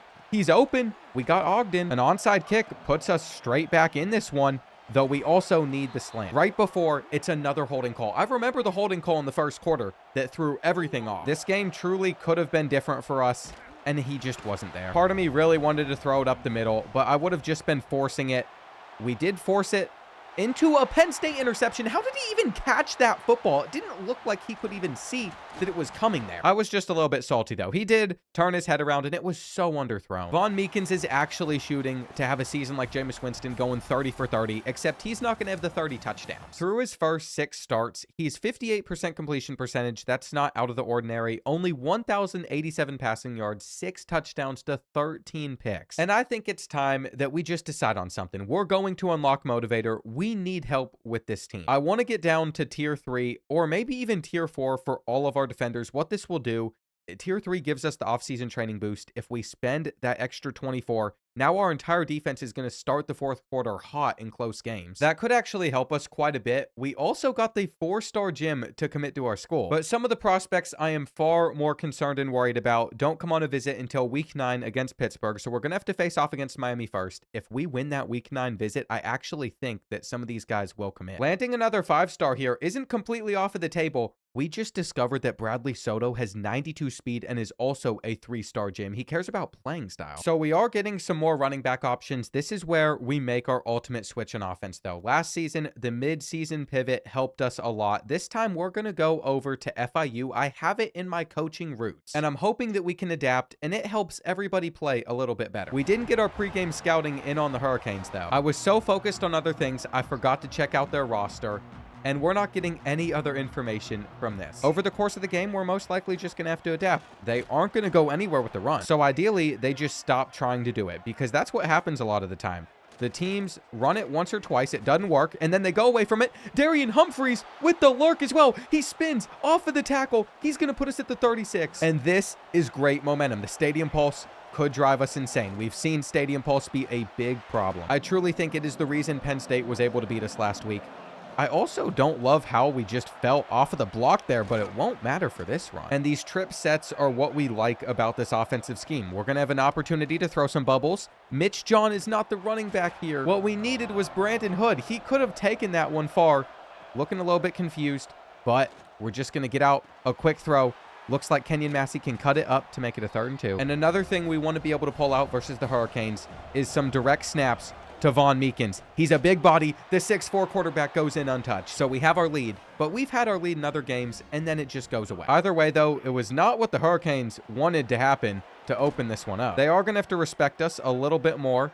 Watching this motion, I probably need to stick with the corner route, but we've just given up a touchdown. This is the problem with bringing our safeties down. We're actually so lucky that Miami still needs a little bit more, but this time they placed it over Darian's head. So now it's time to really test out our offense and what we're capable of doing. I like the speed, but is Brandon Hood ever going to finish off one of these runs with like a 50-yard touchdown? Or is it just going to be for 9? That's what I'm looking for. On 3rd and 4, We don't even have Nat. I thought the linebacker was going to stick with our drag, and he didn't, so we got to punt it back immediately to Miami. You see how quick things change for us? Just a second ago, I was talking so confident against them. Now they're most likely going to dog walk us down the field, score a touchdown to go up by 7 points, and there's nothing we can do. For stopping the run at least, we got bodies. I feel like we're handling that pretty well, but for everything else, we need to get some more user lurks. John Bush has already thrown for 102 yards, but he will make mistakes. That's the only good part about him. They need 10 to score. I actually love this spot more than anything else. We've got to catch that pick. But why I love this spot so much is it's very challenging to pick up 10 yards, except John Bush with the great cut gets in. I thought we were going to hold Miami to just 3 points. That's not the case, and this run also goes nowhere. Second down. We're going to cut to the outside, and we could not go the distance. Come on, Brandon Hood. What are we talking about? That's his perfect opportunity to outrun everybody. We had the look. We just didn't have the speed for it. He cuts up, though. He cuts up, and this could be the touchdown run that we were hoping for on the last play. Finally, he gets in. It has literally been weeks since he has busted one off like that, and Miami hits us for 12. This cover 4 hard flats look just isn't going as planned. I think we're going to have to switch things up. It's been working against some teams, others not as much. So we came out with a cover 2, and they beat it perfectly. We even disguised it as a cover 3. What more can you ask for us? On 2nd and 7, Tim Gold looking for a user play out of him. They throw it up. This should be picked, but it's caught on our head. I think the frustrations are just going to continue to happen with this team, though. We've got to get more than 7 there. I actually think we're doing a lot of things well. Gonna have the first down, but I just don't see how we're gonna keep up with Miami's offense and their scoring the rest of this game unless Brandon Hood plans on going for 300. I won't put it past him since he already has 131, but he is getting taken off of the field for Mitch John. And eventually, all of these screen plays, the Hurricanes are gonna pick up on. We're really looking to just end this first half with a touchdown. Gonna be 3rd and 6. And I haven't even figured out what our play call is for this out of this playbook yet. But we're going to have OG on the drag. He barely gets touches now. I like that we got some 2 tight end sets, though. Cutting up Brandon Hood for the first down. But Miami is playing things smart. They've called a timeout. They want this football back before the end of the first half. And I really can't blame them. It is the right thing to do. Immediately got their pressure. So they are most likely about to hold us to just a field goal. I'm thinking Brian Nat could get open. I didn't even want to try and throw that one to the back of the end zone. And I had to think long and hard about who got the ball first in this game.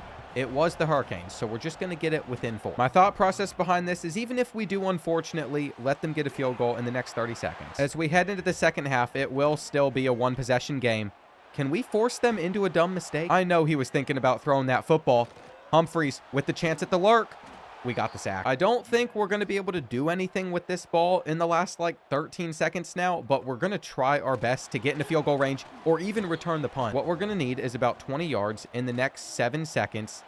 It's just not there. I don't mind Von Meekins just throwing this one up to the end zone, though. If our blocks are able to hold for him, he's going to run up on the run, chuck it. It's just not going far enough, unfortunately. But it is another competitive game.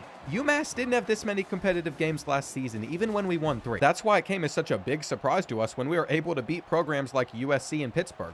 No one thought it would happen. I just have to remind myself, this is only year 3. There's still plenty of time for us to keep on getting better. It's not going to be quick. Though this drive to start the second half is more important than anything else. I can't believe we just turned that into 10 yards. I'm assuming they're about to take away our read to the tight end here, but they didn't.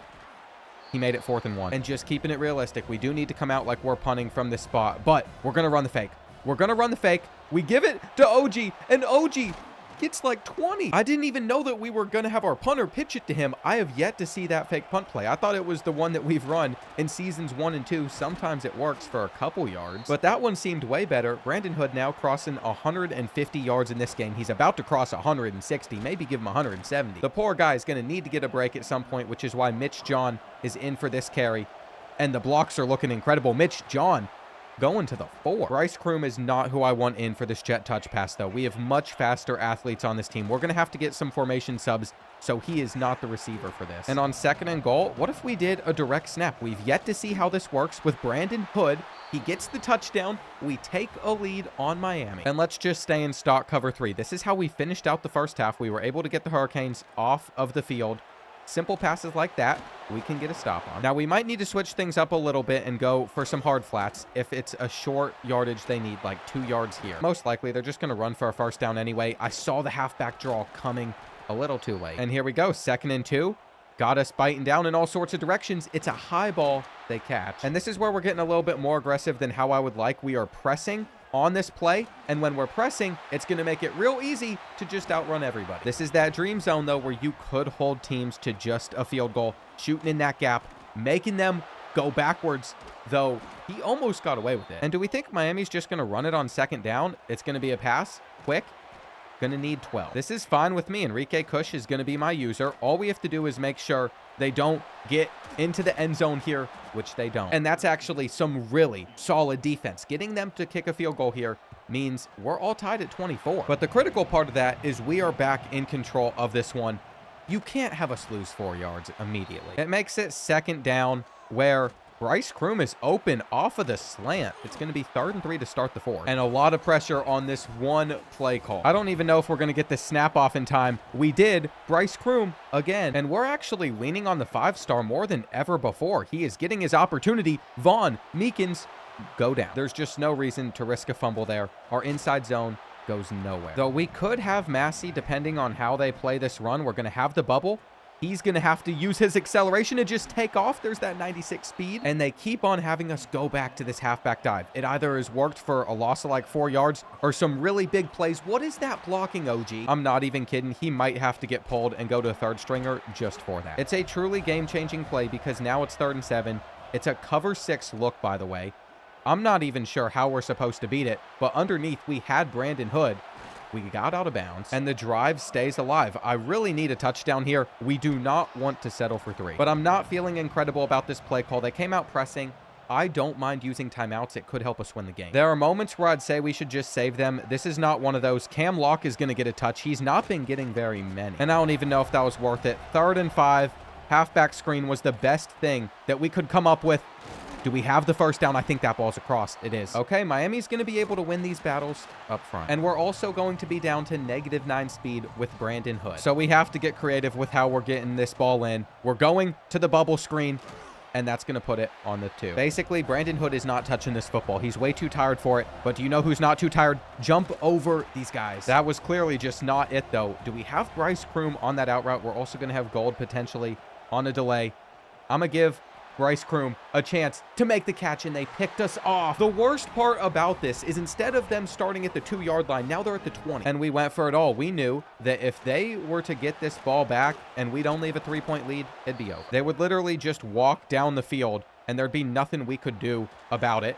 It's about to be 3rd and 5. Maybe we've caught them off guard here. Do they have any deep routes to throw? I'm guarding the slant. They just send up a prayer. This is our chance to swat it, and they give a flag, plus they catch it anyway. It doesn't even matter. It doesn't matter because they're going to cheat us whether they're catching the ball, whether it's a flag. EA doesn't let us win those 50-50 balls. They say, oh, you just got to do is swat the ball. If you go for the pick, you're going to get mossed. If you swat, you'll actually make a play. No, you won't. I've listened to that advice, and it hasn't made a difference. They got the RPO. Miami's about to take their 7-point lead. Whatever. I really don't want to play devil's advocate and say that they got like a 90 overall receiver on our 68 overall cornerbacks. I mean, it is kind of a fair reason to be able to make those plays, but still, it's frustrating either way.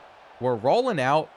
I'm just going to throw this one up. Could have been picked. Brandon Hood got injured on that play too. Literally nothing is going right for us, but we got our tight end in the seam. Brian Nat with the catch. We're not counting this team out yet. We have to know that it's not completely over, but it sure does not help that our star running back is not out there on the field. Underneath, we got Gold. Darren Gold transferred in. I'm pretty sure he was expecting more playing time. He might end up transferring out. Looks like Brandon is back out there, by the way. We made that read. They knock it out. Can Vaughn Meekins continue to handle these close situations, though? He didn't do a great job of it the prior week. Adding to it, he's already thrown an interception on the goal line, but he might be able to take care of business here. That's another solid pass. We just don't have the playmakers to do anything with it. We got the seam again. We got the seam again. Are you kidding me, Brian Nat? That's what you do? You can't even put your hands up and try to make a catch? You just let the safety come out of nowhere and take it away? This whole game is rage bait. It is rage bait, and it's not working. Well, it's kind of working. I don't typically even get upset, but I don't care. I am hooked. We are getting more wins this season. They are coming. I'm real worked up right now, too. So the last comment I want to read at the moment is, Actually, you did have X open. I could see it from the comfort of my own couch. I already know one of you was thinking about typing it, or you were typing it. One of you is guilty of it. We see it all the time. Jerry John committed, by the way. This is early. He isn't on a visit until next week against Pitt. He should still be coming to the school, though, which we need because it's going to help us potentially land Sakai Sippo and also Trent Eckler. The only way that we win those two battles is with a visit win over Pitt. The good news about the Panthers is Eli Holstein graduated last year, and they don't even have Marcos Davila. He is injured, so they're going to have to use backup Brady Davidson. And their receiving room actually isn't that great either. These are guys that I don't think will just catch 50-50 balls on our head. There is a 94 speedster, Tyreek Robinson. Tyreek in the name is a good giveaway that they're going to be quick. Saquon Smith, though, this is what worries me. 96 speed. Their running back room is very good. And even if we look at their defense, I don't think it's anything that special. That's all I have to say about that. I believe we can actually beat Pittsburgh. We can impress those visiting recruits, and we can change the trajectory of UMass football. It's the most important game this season. I think our fans are going to show out for it as well. Actually, I see a lot of missing spots on the bleachers. Do they realize the implications here? This is actually our Super Bowl. It's not even UConn this season. Though, why is Brady Davidson kind of nice with it? That is a really good stat line from last week. He's going to be thrown on the first play for a few. And I've already been reminded the most annoying part about facing Pittsburgh. They love to stay in hurry-up mode. Going to be third down. Here we go. Opportunity to get the Panthers off of the field. Force a 3-and-out. Couple routes open. How is that route open, though? We had 4 players underneath. Sometimes I think some of our players are so untalented, it doesn't even matter what coverage we decide to set. They legitimately just aren't going to be able to do their job. Though it's another third down. We have been very effective at forcing those so far. We make the tackle. No, we push him over. And at this point, tell me I'm not going insane. Tell me that the game feels like it is doing everything in its power to make us lose. Because even when we put our guys in the right position, it never works the right way. It was literally a 2v1 on that receiver, and he still was able to pile drive through us for like 5 yards and move the chains. Now they're going to get that touchdown run. Hang on. Knocked him out. It actually might not be a given. They hit the bubble, and they just break it. I have a bad feeling that we're about to give up that touchdown. Force a fumble, maybe. The hard part for us is the hurry-up mode is really frustrating me. Drag is not there. Still breaks it. But here we go. 3rd and goal. We're protecting the sticks. Nothing underneath. Way too much time, but we got the sack. Alejandro Jimenez making the play. He's a sophomore. We sent 3, so I'm actually glad he got in. For us to come out on top here, though, we know turnovers cannot happen. That was the #1 thing that cost us last week. Cutting to the outside, Brandon Hood is very tired, and that is a game changer for this game. He's not going to be healthy for the entire thing. I can't believe we caught that. I am really, really frustrated with him, though, because how are you going to be that unhealthy? We got a flag, and it's against Pittsburgh. That shouldn't have been against Pittsburgh. Maybe they're saying we couldn't get to the ball because he was just holding our hands down. What are we going to do about our running back situation, though? Is Mitch John going to be able to take over and carry this load? He truly hasn't gotten that many attempts this season. It's about to be 3rd and 1. And let's see, are they going to play Brian Nat in the flat? Not well enough. So far, we are taking our sweet time. There's just no way Brandon Hood's this tired. I knew at some point the wear and tear would probably pick up, and it would affect us, but it's literally just thrown everything off. What are we doing, Bryce Kroom? Dropping that could literally be the difference between us winning and losing. That is not dramatic either. Every single one of these plays matter. And if we're going to be throwing the football, we need him to be making every catch that we put his way. I feel like for as inconsistent as he's been all year, he gets way too many targets, but he's about to break free for a touchdown. And that drive was actually really good for us there. We're also testing out continuing to send just 3 players. Great play from Pittsburgh. I'm pretty confident we're not going to be in this for much longer, but if it helps us get stops, why not? It might only be effective once they get down to the red zone. That's what held them on their last drive. And we don't have much to lose just sending a lot of guys on 2nd and 2.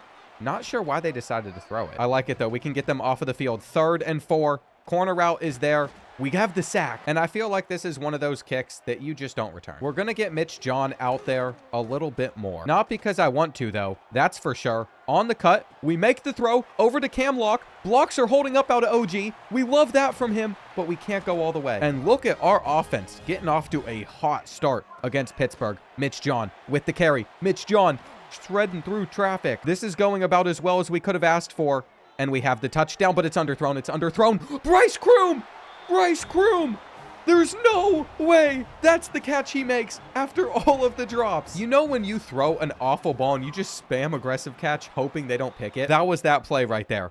I felt awful. I was like, not another one. I'm going to get flamed so hard in the comments. But you can't flame me for it if it works out. I'm trying to read them off of these RPOs.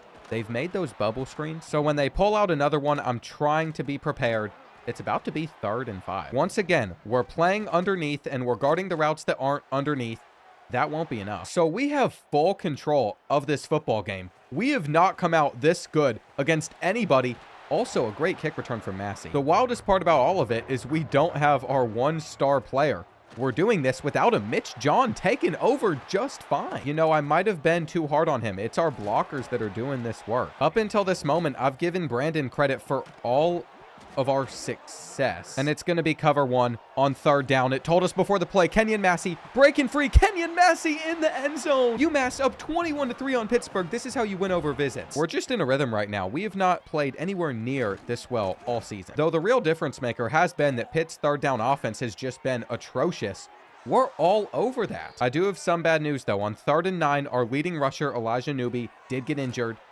We were supposed to keep them away from the marker, but we just don't make the tackle. It's another example of not being able to make that tackle. They take their check down. They're not getting more than 5. Maybe they get credit for 8, whatever. The important thing is we can still force a turnover here.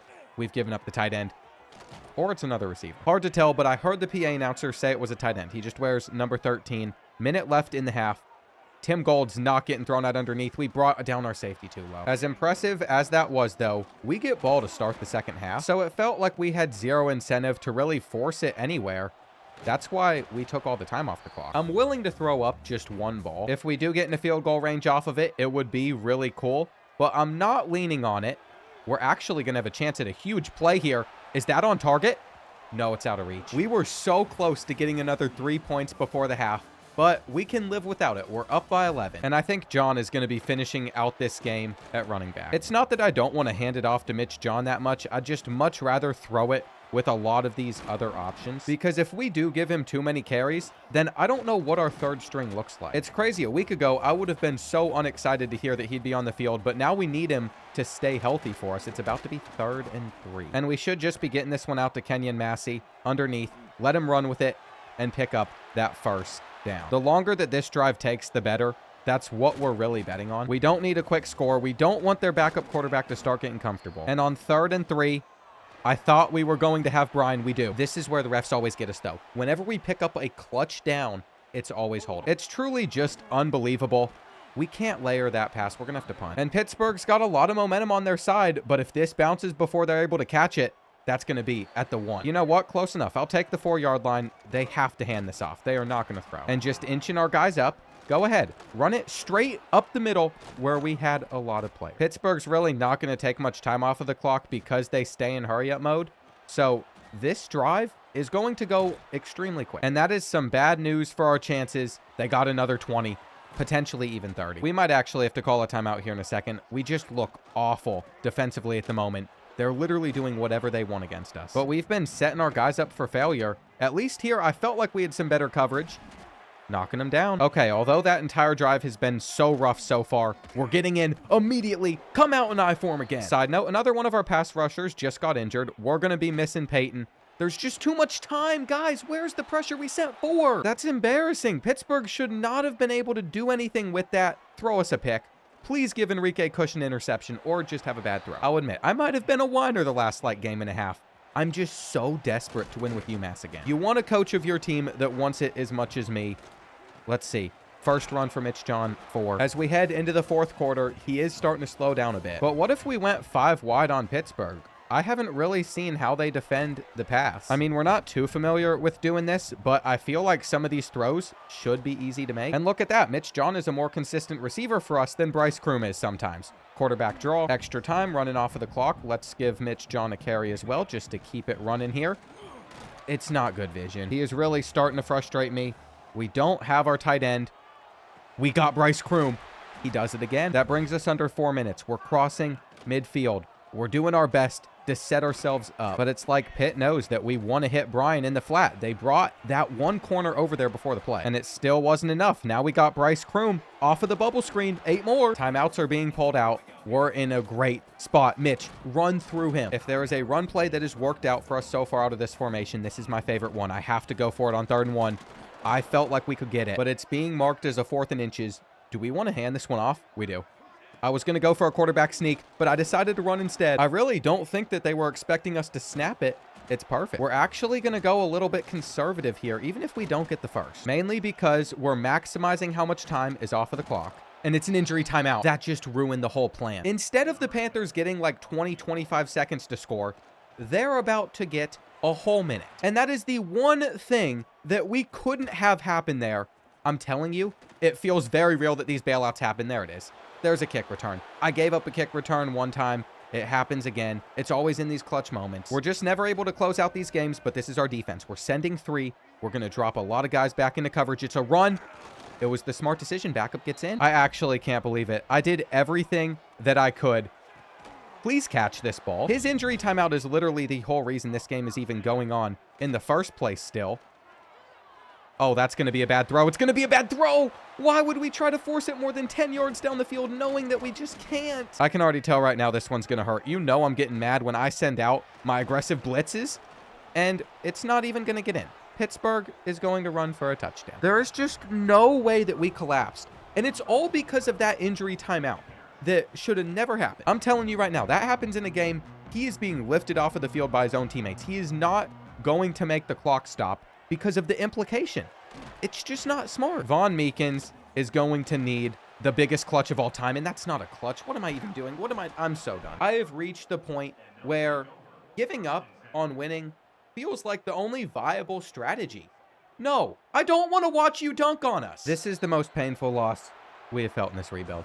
And it doesn't get much better from this point because all of those guys we wanted to commit, they were on a visit this week. So now next year, roster won't be as good. Unless we get bailed out by the fact that I stacked some complimentaries, but we're only seeing the commit from the 3-star. I can't say we're going to finish out any of these battles. We don't have a good pipeline for Trent. The 5-star linebacker is on a visit to Virginia Tech this week, and Stanford could catch us. With another close loss, I really don't think we're going to beat our record of 3-9 in season 2. I think it's going to be a worse year. UConn is 7-2 at the moment. I don't care that Ole Miss is struggling. We need a lot to go our way, and if Notre Dame decides to run man-to-man coverage, we are literally not going to be able to move the football at all. They have 4 corners above a 92 overall. They have an 87 overall quarterback as well, just 79 speed. I don't like CJ Hester. I'm hoping that he stays off of the field. We'll see. Lots of loaded talent for the Irish, though. Let's get this over with. They're 99. It is truly just demoralizing to lose all of these games the way we have. And I want this series to not just be fun for us, to be a real challenge, but also entertaining for you guys.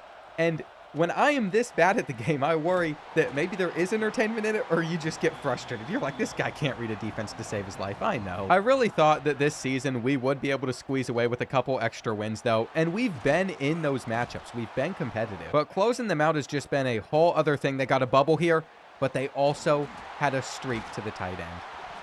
Wait, it's a fumble. No. We're not going to give up a touchdown to 57. Why is he this fast? Why is 57 this fast? I've seen it all. I have seen it all on this game. We are literally just begging the refs to say he was already on the ground, which I think his knee was down. Please take away this touchdown from Notre Dame. Okay, it's all good. It is all good. Notre Dame doesn't get the touchdown. They're just going to get to move the chains. Dude, what are we doing with our tackling? These guys just don't belong on the same field as the Fighting Irish. You know what? I'll be the first to say it. Actually, not the first, but I'll be the one to say it. It's a safety issue. This isn't a talented group of 5 team. No, we stink. It is a true safety issue for our guys. Of course, now Brandon Hood wants to come back after missing the most important game for us. He's also still tired. And this is with me turning down some of the wear and tear sliders. That is how much wear and tear he took in his first 2 seasons playing at UMass. He is just burnt out for his career. I knew that his career health was bad, but I didn't know that it was this bad. I honestly thought that was just going to be a running play, which is what we turned it into. Anyway, why are we not sliding? What are we doing? Ball is bouncing everywhere. It was 100% a fumble too. I'm not sure why I refuse to slide with our quarterbacks. I think it's because they don't fumble with their quarterbacks, so I just assume I'm not going to either. That knee's not down. This could be a quick one for us, but if it's going to be, let's make a decision. I want Brandon Hood to be healthy the rest of the year, which means Alphonso Tutt, he's on his red shirt right now, but he's played no games yet this season, so he can play in the Final Four. He's going to start. And he's just a little bit quicker than Mitch John. I'm excited to see if he has any potential for next year. Out of reach already. Yeah, we're literally putting in some of our backups, some of our fourth stringers just for fun. We haven't necessarily set Alphonso Tutt up in the best scenario to make his debut for the team. In fact, if I were him, this would not be an enjoyable experience at all, especially since they're all over it. But it's been a while since we've had a game that wasn't close. It feels weird that this one's already over. It's a draw. I think the loss to Pittsburgh has really affected this roster. It's affected coach, that's for sure. It's kind of like when Penn State had the lead against Oregon this year in real life, and then after they lost to the Ducks at the end of that game, the next 2 weeks were really bad. With the amount of talent that team had, there was no world where they should have lost to UCLA, where they should have lost to Northwestern, but they did. It's the beauty of football, but in that beauty of football, you can also get lost. You can be upset as a fan. You can fire a coach like James Franklin, letting Virginia Tech pick him up and steal a lot of your roster. I still think it was time for him to go, but looking back on it, some fans might second guess that decision. Anyway, they got lost after having a bad loss. And were we on a championship contender level? Absolutely not. But our loss to Pittsburgh has affected this roster in the same way. Mentally, I don't think the guys are handling it very well. His first 2 carries, by the way, Alphonso Tutt, were not good. And he's just doing absolutely nothing versus the Fighting Irish so far. Look at Cam Locke getting open versus one of these corners. You all only understand how impressive that is because I glazed them before this game. Where are we picking this guy up from? We just wanted to take a shot down the field, but there wasn't even a chance. And maybe now Notre Dame will stop preparing to stop the run so Alphonso Tutt can get a decent one. Never mind. He is looking awful still. On 3rd down, again, pocket collapsing. Von Meekins, who do you think you are, buddy? Wait, who does Von Meekins think he is? Oh, this is going to be a pick. This is just going to be a pick. At least with a good punt, we get our best chance to stop Notre Dame. I know it feels like we've just given up on winning this one, but now it feels like we could force a safety against the Irish. We're trying to rush in. Hand this ball off. Come on, guys. Come on. I have absolutely no shame that we went for the block, but it's that same bug. We just hit the kicker. Or we hit the punter. Whatever. It's going to give them a 1st down. That's why you shouldn't go for a block in this game. I wasn't kidding about frustrating stuff happening. Like, what are the odds? What are the odds we finally get our defensive hold? And then we just get hit with that happening. Corner route. It's open. We knocked him out. But we need a stop against the Fighting Irish more than anything. We are on him. What they should be doing here is just running the football. I thought they were about to.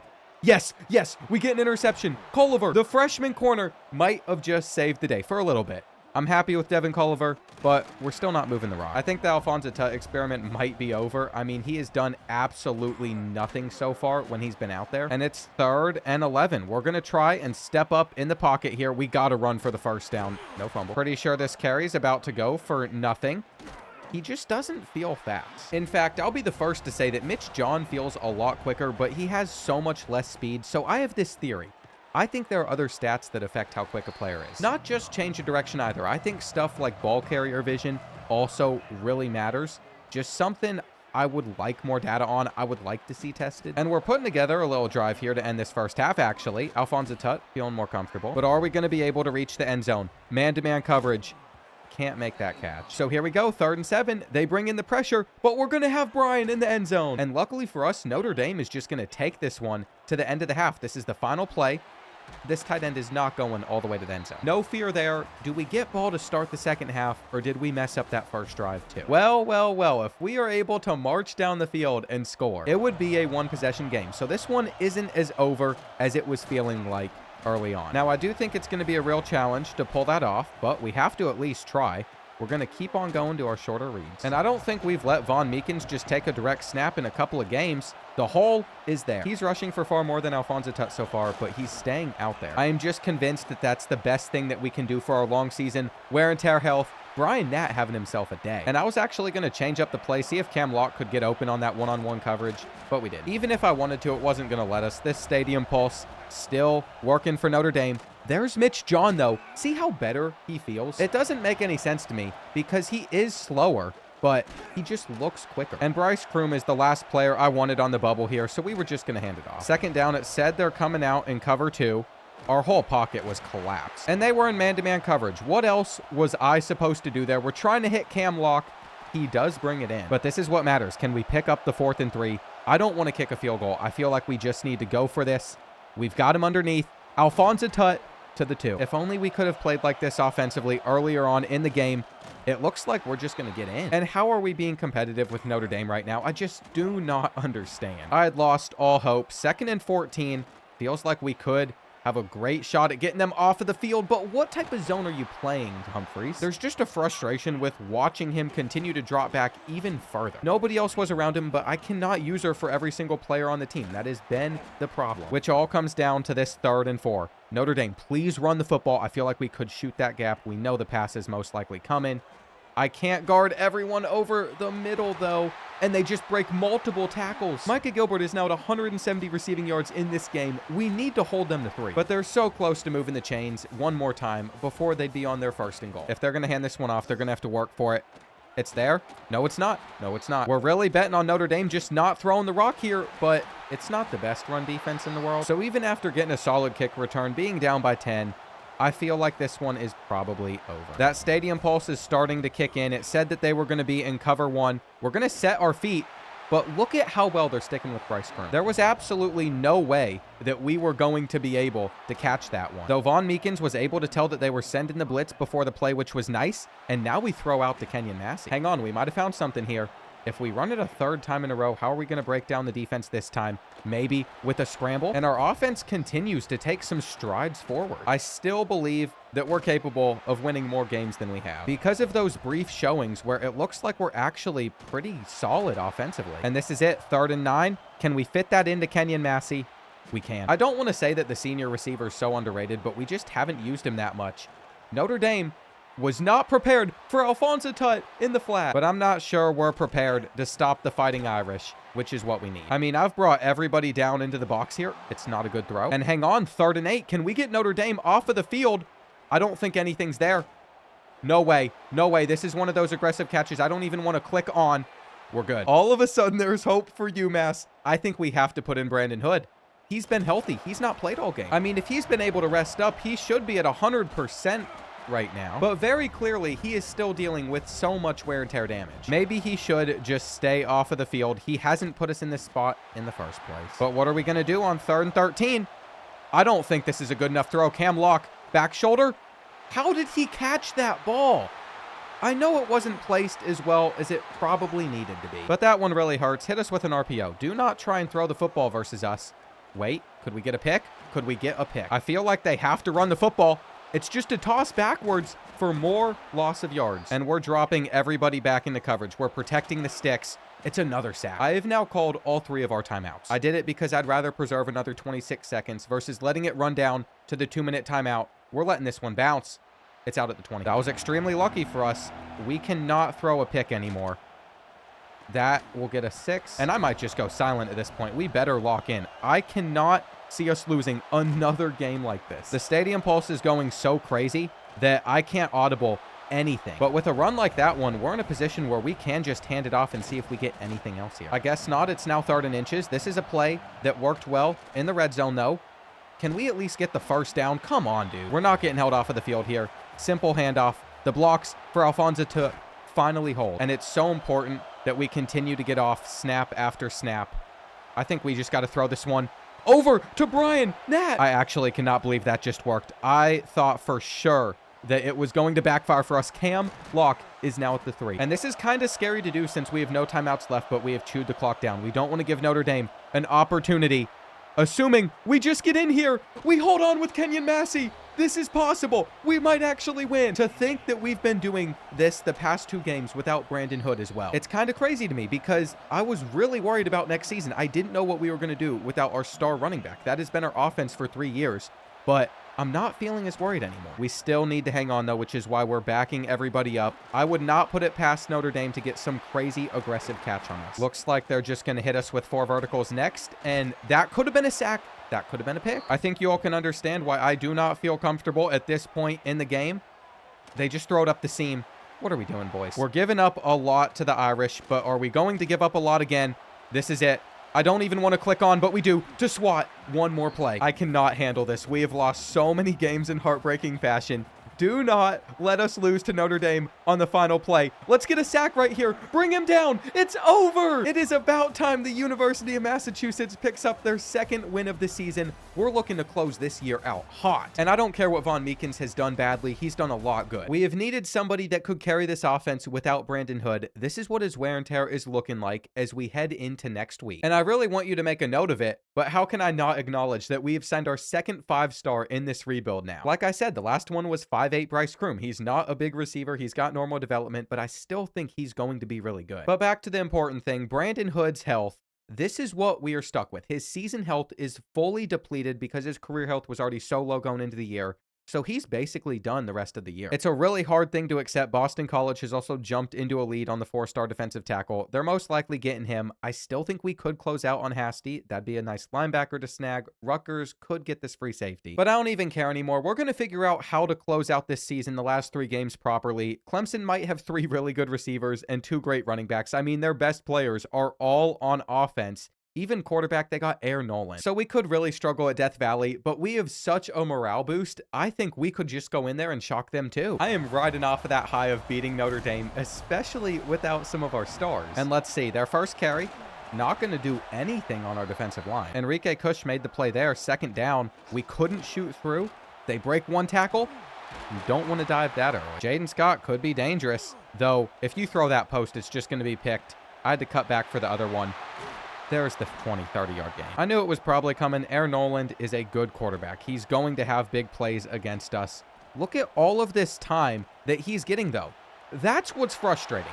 We sent 4, and he still had like 10 seconds. We kind of knew that we would most likely not stop Clemson in this game, though. That if we were going to compete with the Tigers, it was going to be because we scored every drive. So I can't sit here and act surprised. Wide receiver screen underneath.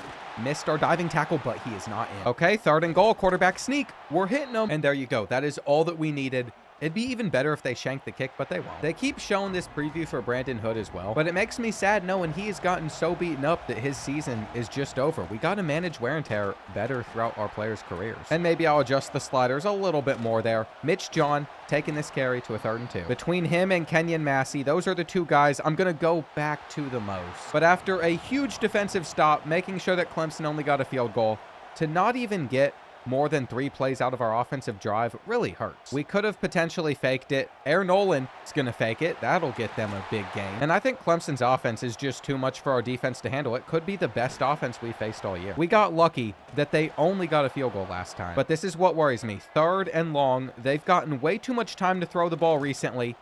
Looks like we were able to hold them here. So who cares if like the best 7-8 players on this roster are all on the offensive side of things? It won't matter if you can't even score against UMass. Kenyon Massey gets us 10 more. And it's the Mitch John show if it's going to be anybody's show on the ground. He cuts it back.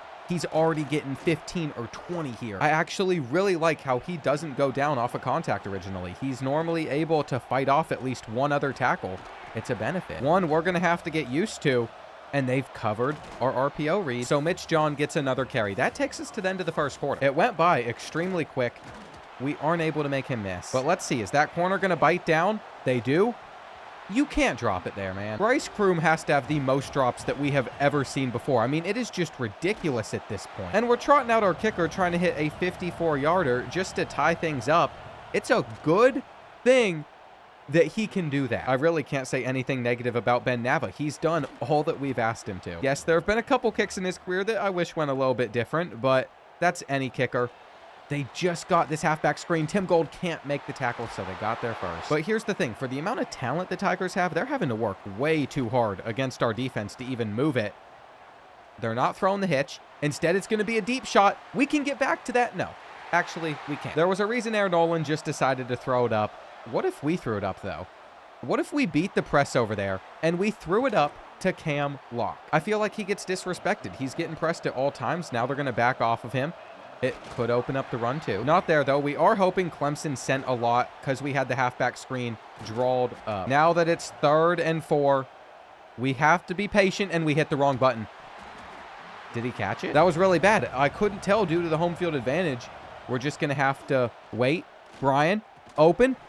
No, he's not. That is an unfortunate way to get stopped, but we started off slow against Notre Dame, so I can no longer fear a slow start. Even if we go down, by 14 points here. No one's catching him.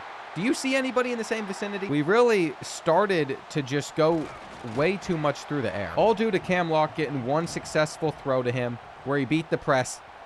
They should have had that too. I mean, we are rattled. That is what Death Valley is supposed to make you feel like.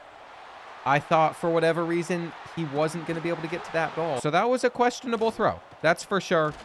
The high of beating Notre Dame is going away. It is going to be my final game of the day, too. I got a date tonight, so this is it. It's going to be at the movies, though, which I don't like at all for a first date. You want to know what my game plan is on those? None of these girls are ever going to see this video anyway, but when I lived in Tampa, there was this place called Pop Stroke. Mini golf, it was a great way to just break the ice but still be doing something at the same time. It's a great first date.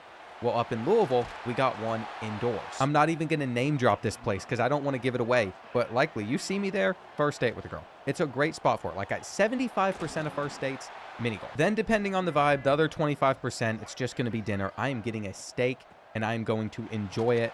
But I still like mini golf more. That's my first date strategy. Nothing other than those two. That's why I really don't think this movie's one is going to go very well. But we'll see. Third down. Third down, they go underneath. Diving tackle. No touchdown. And we can even call a timeout, forcing them to make a decision. Has it been the best offensive half for us? Absolutely not. But don't write off our chances in this game yet. You never know what we can cook up. There's a lot of time left. They were dropped back, which means Kenyon Massey underneath will get us 12. And that play that I drew up that was beating some of their coverages last week, we're going to run it here. They got us locked, though. 2nd and 10, looks like some cover 4, and it's just inaccurate, so it's going to be picked off. It would have been a good pass if it wasn't inaccurate. It was an open read. Do not be fooled and say it's my fault for that one. It's not Vaughn's either. I'm defending him. Typically, we don't defend quarterbacks around here. But I have been high on Von Meekins since he stepped foot in this building. He can do no wrong. He will always be defended. Clemson's getting another field goal. They might even get another touchdown. We've had so many close battles against teams that we had no business being in close battles against, though. So it makes sense that we would eventually come out in one of these games and just play awful. I mean, there's not been anything good about it. It's a fumble to start the second half. What are we doing? I mean, we shouldn't be throwing the ball in that situation, but I've gotten impatient. We need to somehow score points, and we need to score points quick. There's another big play. Another. Just when you think you're going to stop Clemson, you don't. The craziest part about this one is it could be even worse than this. They could have scored 2 touchdowns when we held them to field goals. So we're lucky it's 27, not 35. It's close to being 35 in a second anyway, assuming they get in on this 3rd and goal. Tim Gold can't fit in there. And a garbage time touchdown won't make me feel any better. This was our worst loss of the season, I think. That's why I'm surprised that Timote Hasty decided to commit after it. I mean, we just lost by 41 points. The only other game that was that much of a blowout for us was against USC. We've only had 2 of them this year. And you know what? We could still beat both Ole Miss and UConn. UConn actually has a better record than the Rebels. They have struggled this year despite starting ranked 16. And we do really have a lot to be excited about with this recruiting class. We got a couple 4-stars, a 5-star linebacker. Just getting a gym with the 4-star could result in like having elite dev as a receiver. Then we filled some needs like edge, free safety, cornerback. We aren't going to get the 4-star defensive tackle. Boston College had the better pipeline. But then there's 2 running backs that are both gyms. I think Glenn Biggers and Bradley Soto could fit well into our offense. As for some of these other players, Jaden Muse, he is a speedster with 89 speed. He could develop into a good receiver in the future. Eric Claiborne is a quarterback I didn't really want, but we have no one else to put ours on. Then this right guard's deal breaker is not incredible. Same thing for this edge. We don't need a JUCO wide receiver, but we're still going to go after him. We just have no one else to put points into. And that sums up our recruiting class before the transfer portal. No longer are we searching for 1 and 2 stars in the Northeast. We got to up our standards. Look at how many receivers we have, though. Some of these guys got to get moved over to tight end. I also just realized, even though I redshirted this tight end to open up the year, he has somehow made an appearance as our 4th string or 3rd string tight end in every single game. So we might as well just make sure that we're starting him since he is fast and a 76. If we take a look at the Ole Miss roster we're about to face, I actually wouldn't have been as concerned if they didn't still have Winston Watkins, 94 speed, 93 overall. We also got a 95 speed on Caleb Cunningham. But I can see why they're struggling a little bit. They've been playing Lamar Dallas over Rashad Mount, who has 98 speed. Then at quarterback, their best is an 82 overall. It feels like an offense that we could actually stop, and I'm excited to see if we can beat both them and UConn to end the year. I will say this is my favorite part of every season because we got a couple games that are winnable. We also have the transfer portal coming up. We have training results. We'll see how next year's team will look. And the offseason has always been my favorite part about these videos. Same thing for any one-off rebuild. It's where all the strategy comes into play. Their first carry can't go for a touchdown. Come on, guys. We're not coming out this flat. Our entire plan for this game was letting their quarterback have to make all of the big plays. And they have him running a hurry-up offense at the moment. Second down. There's the bad pass. I'm telling you, more of that is coming as long as he's throwing the football. We're watching for the running back underneath. He had to throw it away. And that is exactly what we wanted to see. Now, their kicker, wearing number 89, easily drills it. But it's okay. We can get this offense rolling now. Brandon Hood will probably be on the field for just a couple of carries before getting pulled. It's a real shame, too, because his season stat line, if he wasn't so worn down, could have been the best year of his career. He got off to such a hot start. Back to the air, though. 2nd and 9. We're going to look at our slant. Both of those guys knocked it. Very little we can do about it. We're going to need to maintain a good pocket here as well, so we can hit our comeback. The field general ability let us see that it was cover 1. We just didn't know how much time we were going to have. And that was so quick. After we got the result we wanted, holding them to a field goal, we just immediately gave it back. At least we got a sack with Elijah Newby. 2nd and 15. We can knock that ball out. Maybe not, though. On 3rd and 6, we're stuck on the defensive line, and they just found the space between our zones. Maybe we need to be the team that's bringing in some of these blitzes. I think Winston Watkins has just torched us. Or it was Caleb Cunningham. They have 2 different players that can do that to us at receiver. Mitch John out on the halfback screen, getting us 12. But is he going to be able to do anything on the ground? That's the question. Cover 1 here. Tight end, open. It's dropped. But that's our backup anyway now. Van Manen, we're looking at immediately here. Are you serious? If you all thought that I ragged on Alexander Bean at one point, Von Meekins deserves far worse because some of his throws this season that he should have hit, it's honestly just inexcusable. They got us biting down, and they're completing that. I feel like Ole Miss has come out a lot better offensively than what we were expecting based off of their track record. And I'm not sure when the bleeding is going to stop. We got our sack. No, we don't have our sack. Instead, they somehow have the advantage here. How are there more blockers than we have defenders? Okay, he didn't break that tackle, but they are playing with us like we are baby food. I don't think that they respect UMass football in the slightest. There's another first. This is about to be an extremely quick 17-0. I mean, no one is doing anything. Why was he on the ground? I'm not even sure where to start in overcoming how poor of a start we've had. But then it hit me. What if we just pulled out the play action and got a really deep play that they were 100% prepared for? At this point, it might just seem like Von Meekins is trying to throw the game. He is making sure that Vegas gets what they want. Ole Miss is going to cover, and it's about to be 24-0 unless we have a miracle. It's just so hard to believe this is the same team that took down Notre Dame. I mean, we're not even playing like we're in the same stratosphere. 2nd and 11. They're just going to go underneath real quick, but we basically hand them the first down. And it's our pursuit that's so bad. We can't get to anybody fast. I'm not kidding. When I say through 1 quarter, we gave up 250 total yards of offense. They're going to have to kick 3. But from here, what do we even do? I haven't seen one thing that's made me feel confident about anything on our offense. Kenyon Massey trying to turn this play into something. But then they're coming out, cover 3 with a run stop. And I've lost it. I've actually lost it. We're just sending it deep. What has Cam Locke got on this corner? Can he moss him? We're trying to get fast points when realistically we shouldn't be. We got to play it a little smarter than that. Might as well get Gold a touch here since he does care about playing time and he just hasn't been on the field much. I'm actually afraid we might need to convert him to a running back this offseason too, just so we have depth at that position. Way too late of a read to Kenyon. And all Von Meekins needs to do is avoid another interception. How are they in that quick? It has just been a pitiful performance. We cannot play like this against UConn. That's all I have left to say. It's pretty obvious to anybody. We're not going to beat Ole Miss. We literally can't even move the football past midfield. They pick up Enrique Cush when I was trying to just send in extra pressure. And if they're able to successfully score here, it will be my final straw. We're literally getting guys in the vicinity that just can't seem to do anything. It's a completely different level of football. In fact, if Von Meekins wanted to transfer away because of how grim things have looked in a lot of these games, I wouldn't even blame him. It would almost be the smart thing for him to do. Hold up, though. For how long has Mitch John been nice like that? He was just evading around defenders. We're not escaping this sack. Von Meekins tried his best, and you just got to get that out underneath. We're literally getting boos from our own fans in our home stadium because of how pitiful of a performance this has been. I think this is where we just send it up to Bryce Kern. We literally have to hope that our punt to Ole Miss just causes them to take things to halftime, which it will. With this bounce, it won't go any farther. And I feel like I'm not asking for a lot for us to just score. To start this second half, that's what we're going for. A Mitch John touchdown. We're also going to continue to throw the rock, though. Flag on the Rebels. They were playing such great coverage. They don't deserve a PI penalty. But at some point, you have to wonder, do they just feel bad for us? I'm going to try to draw up a play that could go downfield for like 20 yards, and it's just not there. Mitch John, though, is there. It's another flag, and I think he is going to deserve this one. He bumped us. That could have been a completion. Ole Miss has come out in the second half looking flat on defense, mainly because the game was already over. Why would they even care? They took their foot off the pedal until there. Not even getting half a second. Pretty cool. Bryce Kroom to the sideline, out of reach. And I'm not sure anybody's about to get open here. They got their man-to-man coverage out on the field. Van Manen catches it. But now they're mixing in cover one, and I want to throw this comeback route to Bryce Kroom. But are we going to get the time to do it? This is not cover one. I'm so confused. I didn't realize that the field general ability could lie to us. I was ready to stare down some routes and force it.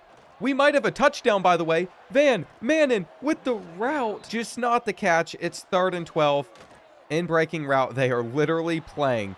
And I don't know why we didn't even have a chance of getting open there. It was a predetermined read, and Cam Lock did not sell it at all. He just got read like a book. When I hold my end of season press conference, I'm just gonna have to apologize to everybody for the offense that our fans have watched this season. At least Ole Miss didn't score much to finish out the game, and we got one of those gyms at running back to commit. This is what it all comes down to, though. Our rivalry against Connecticut. Last year, they weren't having a good season. They have bounced back this year. And let's just take a look at this roster. They got a running back that only has 2 letters in his last name, Lowe. He's got 92 speed. He is only a sophomore. I don't love that. Their quarterback's also their 3rd best player, but I am seeing a lot of special teams guys. Are all they doing is recruiting kickers and punters? We can compete with this roster. Even though our corners are like 68 overalls that are currently starting, these receivers are nothing special. The plan is simple. As long as the run is stopped, we might even be able to get away with some match and man-to-man coverage. And I've been waiting for this moment now for 3 seasons. I knew when I selected the University of Massachusetts, we were up north.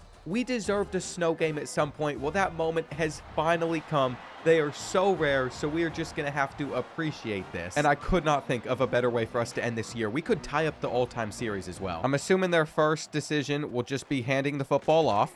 That cutback didn't do them any justice. And we'll see what they go with on 2nd and 9. They have the bubble. We were there.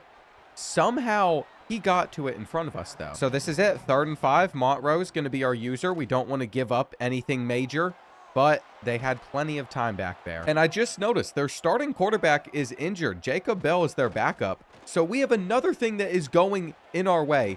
Are we going to be able to win now? That's the real question. Even if there's a bunch of advantages stacked in our favor, how are we going to handle that? A lot of it really will come down to what we do offensively, since that has been our weak struggle point for most of this season. Where is he running? I don't get that at all. 3rd down, they just take a quick read out to the running back. So we're going to hold back up Jacob Bell, and UConn to just a field goal that they can't even drill. That is exactly what we needed in this matchup. No interceptions from Vaughn this time. I'm serious about it too. I think points are going to be extremely challenging to come by. You know, now that it's been a few weeks, Brandon Hood's only down to -4 speed, but he has already been pulled from this game for the rest of it. I don't know why he's even dressing at this point. On 3rd and 2, UConn is expecting us to hand this off to Mitch John, and that's exactly what the plan was. It's 4th and inches. Okay, there's only one way to handle this against a rival. It's going for it. It's going for it. And they pushed us across. We just struggled to get 10 yards. Are we going to struggle offensively this entire game? Mitch John helping us get a lot of that here. But what I am most interested in is how they react to this play. If that's a good throw, we're getting a huge gain. Unfortunately, they're reviewing it, and I don't know what they're about to review because you cannot see the lines. The lines are white. The snow is white. Just give us this catch. That's exactly what they've done. I was surprised with how open that route just got. Mitch John, 6. And we might be getting a quick drag route to move the chains. What's crazy is, as bad as Von Meekins has been, his completion percentage is 7% better than the UConn quarterbacks. That's over the course of this season, by the way, not just this game. We didn't get much with that last run, but Mitch John is getting another opportunity. And the end zone is so close, but we are deciding to throw for it. It would have been there. Well, we have a tough decision to make headed into the 2nd quarter. I don't think you can. In fact, I think we just throw this one to Kenyon Massey. I was going to say a quarterback run, but this is how they came out. Dive. Dive. He's in. UMass starts the game off with the first points. And I don't even know where they're at on the field, but I feel like that return's not getting them far. Starting their drive at the 15-yard line. I thought Tim Gold was about to get through there. but they're getting a really, really nice run. This was the one kid we had to stop. He has 53 rushing yards on 3 carries, and that's something that we cannot ignore. Where is our run defense? This is ugly. This is ugly. UConn just tied it up with 2 plays. I remember the name Nigel Tubbs from last season too. He's now their backup running back, but he got his big play. Mitch John gets his. It just won't have as large of an impact on this game, though we might be able to beat the press. Just because I know some of these defenders aren't that great. I was scared of throwing the ball. I will admit that, but we're waiting to see if we get any match coverage that we can just exploit. The second we get Cam Lock on a deep post route, whenever they're in match coverage, it's man-to-man, we're good. We are going to test their corners. We might as well.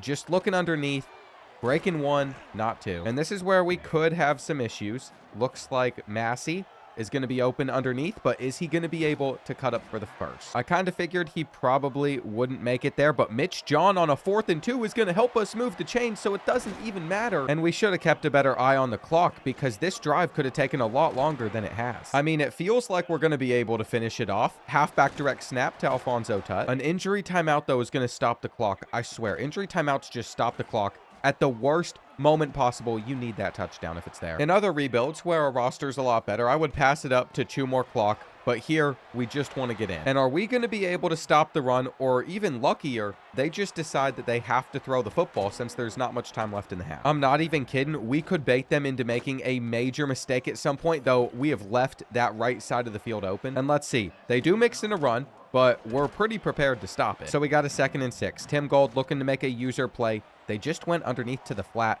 We're going to have 2 tackle attempts to bring him down. It's like a guarantee at this point. I'm getting used to way too much time back there, but this is where we just swat it.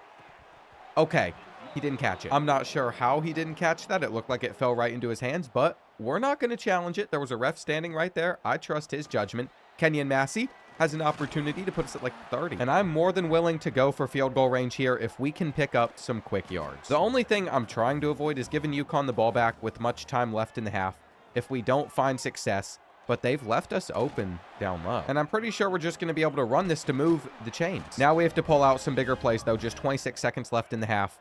Play action. Running around. And is this worth forcing? It would have worked. We could have potentially been a little bit too conservative, but we still have our timeout. And we are at midfield. I know it's hard to tell due to the snow. Quick read over to Bryce Kroom. He's at the 30. I would like a little bit more before we attempt to kick, but that's what UConn gets for backing off our guys. Okay, we got a flag. We just got the greatest bailout of all time. I don't even think it was PI. If that ball was on target, he would have done the right thing. But either way, we're just going to center things up. We're taking our 3. There was no reason to shoot for the end zone. We are now in a position against Connecticut that I thought would be hard to achieve, even though we were similar in roster strength. There's plenty of time left in this game still, so I don't want to get too excited about our position. I would not put it past this team to blow a lead like this. We have seen us struggle to close out games. But I will say, we are going to block, and we are going to see if we can get a deep shot off here. If not, the plan was always throw it to Mitch John. But that is how you just get held to a 3 and out. It wasn't worth it. It actually wasn't worth it at all. The bounce, he is backing up away from the ball. And we should have trusted our offensive line to block for us to get 1 yard off of the run. We've lost that battle a ton. So mentally, I feel like we're not going to have any success, but that's because we've lost that battle against bigger programs. Us and UConn are in similar positions. 3rd down, I think we can knock this loose with a hit stick. We do. It was truly just a bad throw from the backup quarterback. He needed to have a little bit of zip on that football. I'm still waiting for that Kenyon Massey kick return. With him being as quick as he is, I did think he'd be a little bit more dangerous. But I feel like so far what we've picked up on in this series is speed isn't as effective as you might imagine. That's exactly why we didn't run that play on 3rd and short the last time, by the way. Von Meekins was very patient, though, and so he's going to take what he's given. That is a nice help to make this drive successful. And they're coming out, running cover 1. But he just can't throw. I can't believe it's as bad as it is sometimes, but I do think we could take advantage of this right side of the field. There's got to be a mismatch there. Please, just be on target, dude. What we're not going to do is we're not going to punt either. That was the coach suggestion. We're kicking. It is a 50-yarder in heavy snow. There's so much that could go wrong here, but I have to take that chance anyway. And it's in. The snow is definitely nerfing how far we can kick this football. I mean, we haven't gotten a touchback all game. But that's actually been a good thing because they take out these returns that don't go far. I've been very proud in how our defenses perform too. We're going to make that tackle. Nigel Tubbs gets brought down. Looks like they're going to have a run on 2nd down. but he is straight up the gut. This is where they're pulling out goal line. I should have been a little bit better prepared. We could have stopped it, but it is what it is. I'm sure we'll get some other opportunities. We're really just in cruise control mode at the moment, thinking that this one's all wrapped up, even though it's not. Sitting on that route. That's a filthy spin. What I tell you, though, the stop could be coming. We're so zoomed out. We actually force a fumble off of that. And that's what we get for just putting up as many bodies on the line as we could. 2nd and 11. I'm hoping to have a little bit more success here, though that will never be brought in. And I think we realized on our last drive, we're going to need about 10 more yards to be in field goal range. That's why you go to the tight end. For as great a field positioning as we just got, we did absolutely nothing with it, though that's going out at like the 10. So that wasn't really a great punt either. Tim Gold looking to stop the run, but we're going to have to drop back. They're clearly throwing it. He is underneath, and this has been the running back that's been hard to stop. I am scarred by the amount of spin moves that he has successfully done. At least he didn't pull one off there. Looks like this carry goes to Nigel Tubbs, and we're pinching the line for 3rd and 3. Looking underneath at anything short. Honestly, I figured with that much time we'd give something up. But one thing we haven't done yet is mix in man-to-man coverage. I want to give it a chance, though. If we're going to pull all our defenders away from where they're running, it's going to be trouble. And I might as well just bring another safety down into the box, but not if it's going to be a direct snap. Another run. They've decided this is what they're sticking with. But it's okay. We actually had them there. I'm not going to lie. I'm pretty sure I was manned up on the running back, and we just let him get as open as he could have there, but he clearly wasn't if their backup didn't see it. And they're about to be on a 4th and 5. This is it. We know that they're not running in this situation. They're actually just sending up a 50-50 ball, and we got 2 bodies to it. So even if the first one was not able to disrupt that pass, the second one coming in finished the job. From this point, it all becomes about clock management. There is no reason for us to do anything besides just run it. And if this is cover 0, I will throw this ball to Kenyon Massey with absolutely 0 regret. Why did it take it so long to get out? It's under thrown. Did he catch that off of the deflection? Hang on. I think he might have. I'm not even kidding. If he pulled this off, what a goat. I don't know. I mean, I think it's pretty clear to a lot of us, this is not a catch. That ball is getting trapped on the ground and the snow beneath his hand. But for whatever reason, the refs are letting us snap it. They're not reviewing it. We got some going our way. That has basically just ended this game for Connecticut. It doesn't matter what they do. Now, injury timeouts are sure not helping us, but we should still be able to get into the end zone, or at the very least kick a field goal to go up by 16. It's still a 2-possession game, but they have a lot of work to do, and I just don't see how we would blow a lead with this much time remaining. He actually tested the user there. I guess we can't get too comfortable yet. UConn had a couple big plays go their way, but we should be getting a sack. Instead, he's going to slip and then stay up, and this cannot be the same defense that has held the Huskies to 7 points all game. I guess with nothing to lose, they've just come alive at the very end. The pressure is no longer on for them, though they're not in the end zone yet. So until they get there, no reason to panic still. We can pick that. Boys, I want to hold UConn to 7 points so bad. I think it has to be the lowest point total we have ever given up. And what a beautiful way to end Season 3. We still have the transfer portal and training results coming too, but we just tied up this series all-time 40-40. And I really don't want to reflect too hard on some of our season stats. Von Meeken throwing 23 interceptions. Let's just ignore this. His accuracy can only get better from here. Brandon Hood couldn't even clear 1,000 yards, all because he didn't play like the last 4 games. Losing him, losing our leading receiver, Kenyon Massey, those are going to be 2 really big holes that we're going to have to fill either in players developing or finding them in the transfer portal. And on the defensive side of things, we're bringing back a lot of our defensive line outside of Elijah Newby. Unfortunately, he is going to be gone. He was a transfer for just 1 year, a 1-year rental for the team. But that happens. We also have a good amount of players that are saying they didn't get enough playing time, so they want to leave. I don't quite understand that though, because it's not like these are players that could potentially win the Heisman Trophy one day. They're like 65 overalls. At least when it comes to the guys that we have signed so far outside of Trent Eckler. He is an elite dev defensive tackle. I shouldn't have even checked his dev trait. That makes me sick. He chose Boston College. But I was going to say, at least with most of these guys, they are still looking like they're going to come to our school. We could see some off-season battles get a little out of hand. Do we get any elite dev players? We got star dev on Bradley Soto, 92 speed at running back. And then Glenn Biggers just made our running back room even better. He's an elite dev. After seeing that, I ran to our 5-star linebacker just to find out he has normal development. That is 2 5-stars we've now signed in this series, both with normal dev. We got impact on the 4-star gym at receiver. But Tomote Hasty, he is elite development. So there's the linebacker that we really wanted. It was never going to be the guy that we signed as a 5-star. We also got elite dev on free safety Russ Haslam. After seeing all of that, it's not even close. This is the best class that we have signed while being at UMass. Texas won the national championship, but one of these days, it will be us that is taking it home. And don't forget, we almost won at Texas this year, so I'm not letting that erase my mind. The fact that we were that competitive with the national champion has me feeling good. There is a good amount of players going away from the program, though, including Zach Lawrence. He does not seem happy that he got benched. I'm not even going to try to convince him to return. I wish that Bezo Montrose was going to stay for his senior year. It hurts, but not as much as our freshman star edge, Austin O'Callaghan, that we recruited wanting to transfer away because our pro potential has just fallen. And I guess these guys just weren't happy with the playing time that they were getting. I was trying to redshirt them, not persuaded to come back. I really don't care that we lost Clifton. This was a quarterback signing at one point we thought we might have to rely on, and he would have been okay. We just found better. As for the graduates, this is what really hurts because Elijah Newby was so good for us for his one-year rental. Perry Moorhead made an impact for multiple seasons. The same is said about Kenyon Massey, but most importantly, Brandon Hood. He did not get to finish out his career the way that he planned. He was so good for a sophomore, but all that damage added up. And the worst part about it is it's the reason that no NFL team drafted him. I'm afraid that the Northeast options we could potentially recruit aren't going to be that solid either. We have a running back out of Connecticut that would be interested. I don't know if we need him, but it can't hurt to get an extra body, and I'd also take one from Boston College. In total, we put 3 on our board. The best one potentially was supposed to be Anton, but he's just an 87 speed. The best player that could transfer is a 4-star defensive tackle. I don't know if we can even enter this battle. And you'll even notice I have some quarterbacks on here. That could give us some more competition at the quarterback position. Not that they're going to start. I'm just curious for what's out there. Some cornerbacks as well. We really just have to take what we can get for some of these battles. Rutgers is a real pain because they have a tier 5 pipeline, and I'm not sure how we're supposed to beat them out, especially when they beat us to scheduling a visit. But it is what it is. We're going to have to adjust. I think we're going to get at least a couple of these running backs, and then whenever it comes to 4-star defensive tackle Kareem Savage,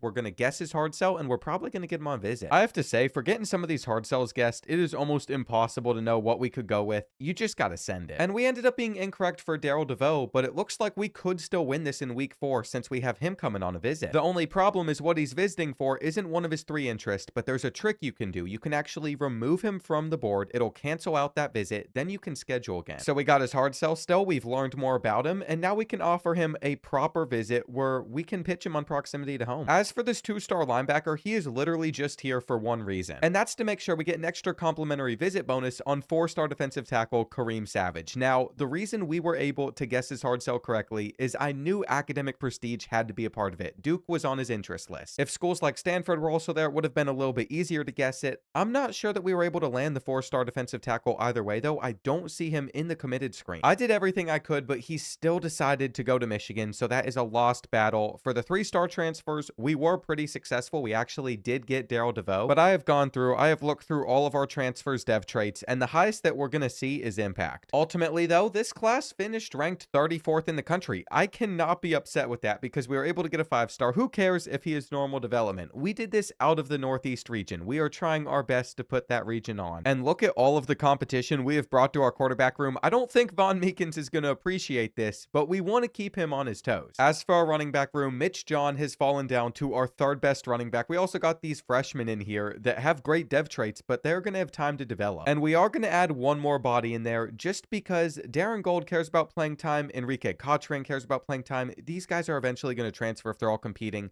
But if we move Darren Gold over to running back, he's our highest overall, and he could progress better. We also desperately need some of these guys to start developing as tight ends. That's why Thad Wave is getting moved over there, because he could be a little bit younger. He actually jumps up to an 82 overall. So gritty possession might just be the perfect pathway to build out tight ends for this roster. That's another one. I thought it was going to be physical route runners. I guess we could see how Jamie Carswell transfers over there. He's going to be a 70. And the final thing I'm going to do before we get into training results is I'm just going to make it so our wide receivers and tight ends progress a little bit better. It's going to help Cam Locke become the best player on this roster, an 86 overall. Darren Gold only went up 1 overall, but look at Jason Bachman. We brought him in through the portal for competition, and I'm not so sure Von Meekins is going to appreciate that because now he is not guaranteed to have his starting spot next season. They're the same speed, but Jason is a lot more accurate. He's just capped off in how good he can become Seeing this level of accuracy really makes me want to use him, but his throw power is only an 84. That is a major step down from the 91 that Von Meekins has, and Von Meekins' arm already feels kind of weak on these sliders. That's going to be a hard decision for us to decide who we want to start. We also see that Bo McCormick III, he transferred in from Boston College. He might be our starting running back just based off of speed. I was hoping Darren Gold would see a little bit better progression here. His speed is uncapped. His elusiveness can keep growing, so over time it should. But most importantly, if he's going to play running back for us, I'm giving him like number 28. As for our tight end room, if you told me during our first season that OG was going to be our 5th best tight end by the time he was a senior, I would have called you crazy. And I will give credit to some of the younger corners that we've recruited last season that started first year for us. They were solid, but transfers Adrian Tuttle and Darian DeVoe are just going to replace them as starters. We're also seeing Mafu transfer in, and he's immediately becoming the starter. I moved over Darian Humphreys to strong safety. He might still start over Damian Sharp. This kid came from corner, but we wanted to get some competition at this position too. Though whether or not a lot of these talented transfers we've brought into our program stick around all dictates on how we play this next year. So there's that. This is going to be our roster headed into season 4 with UMass. We're up to an 80 overall. I feel like we keep on taking steps forward, but we're going to have a hard schedule to compete with. And let me know down in the comments if you think season 4 is the year that we finally break through, we win 6 games, we become bowl eligible, or if we're just going to continue to struggle.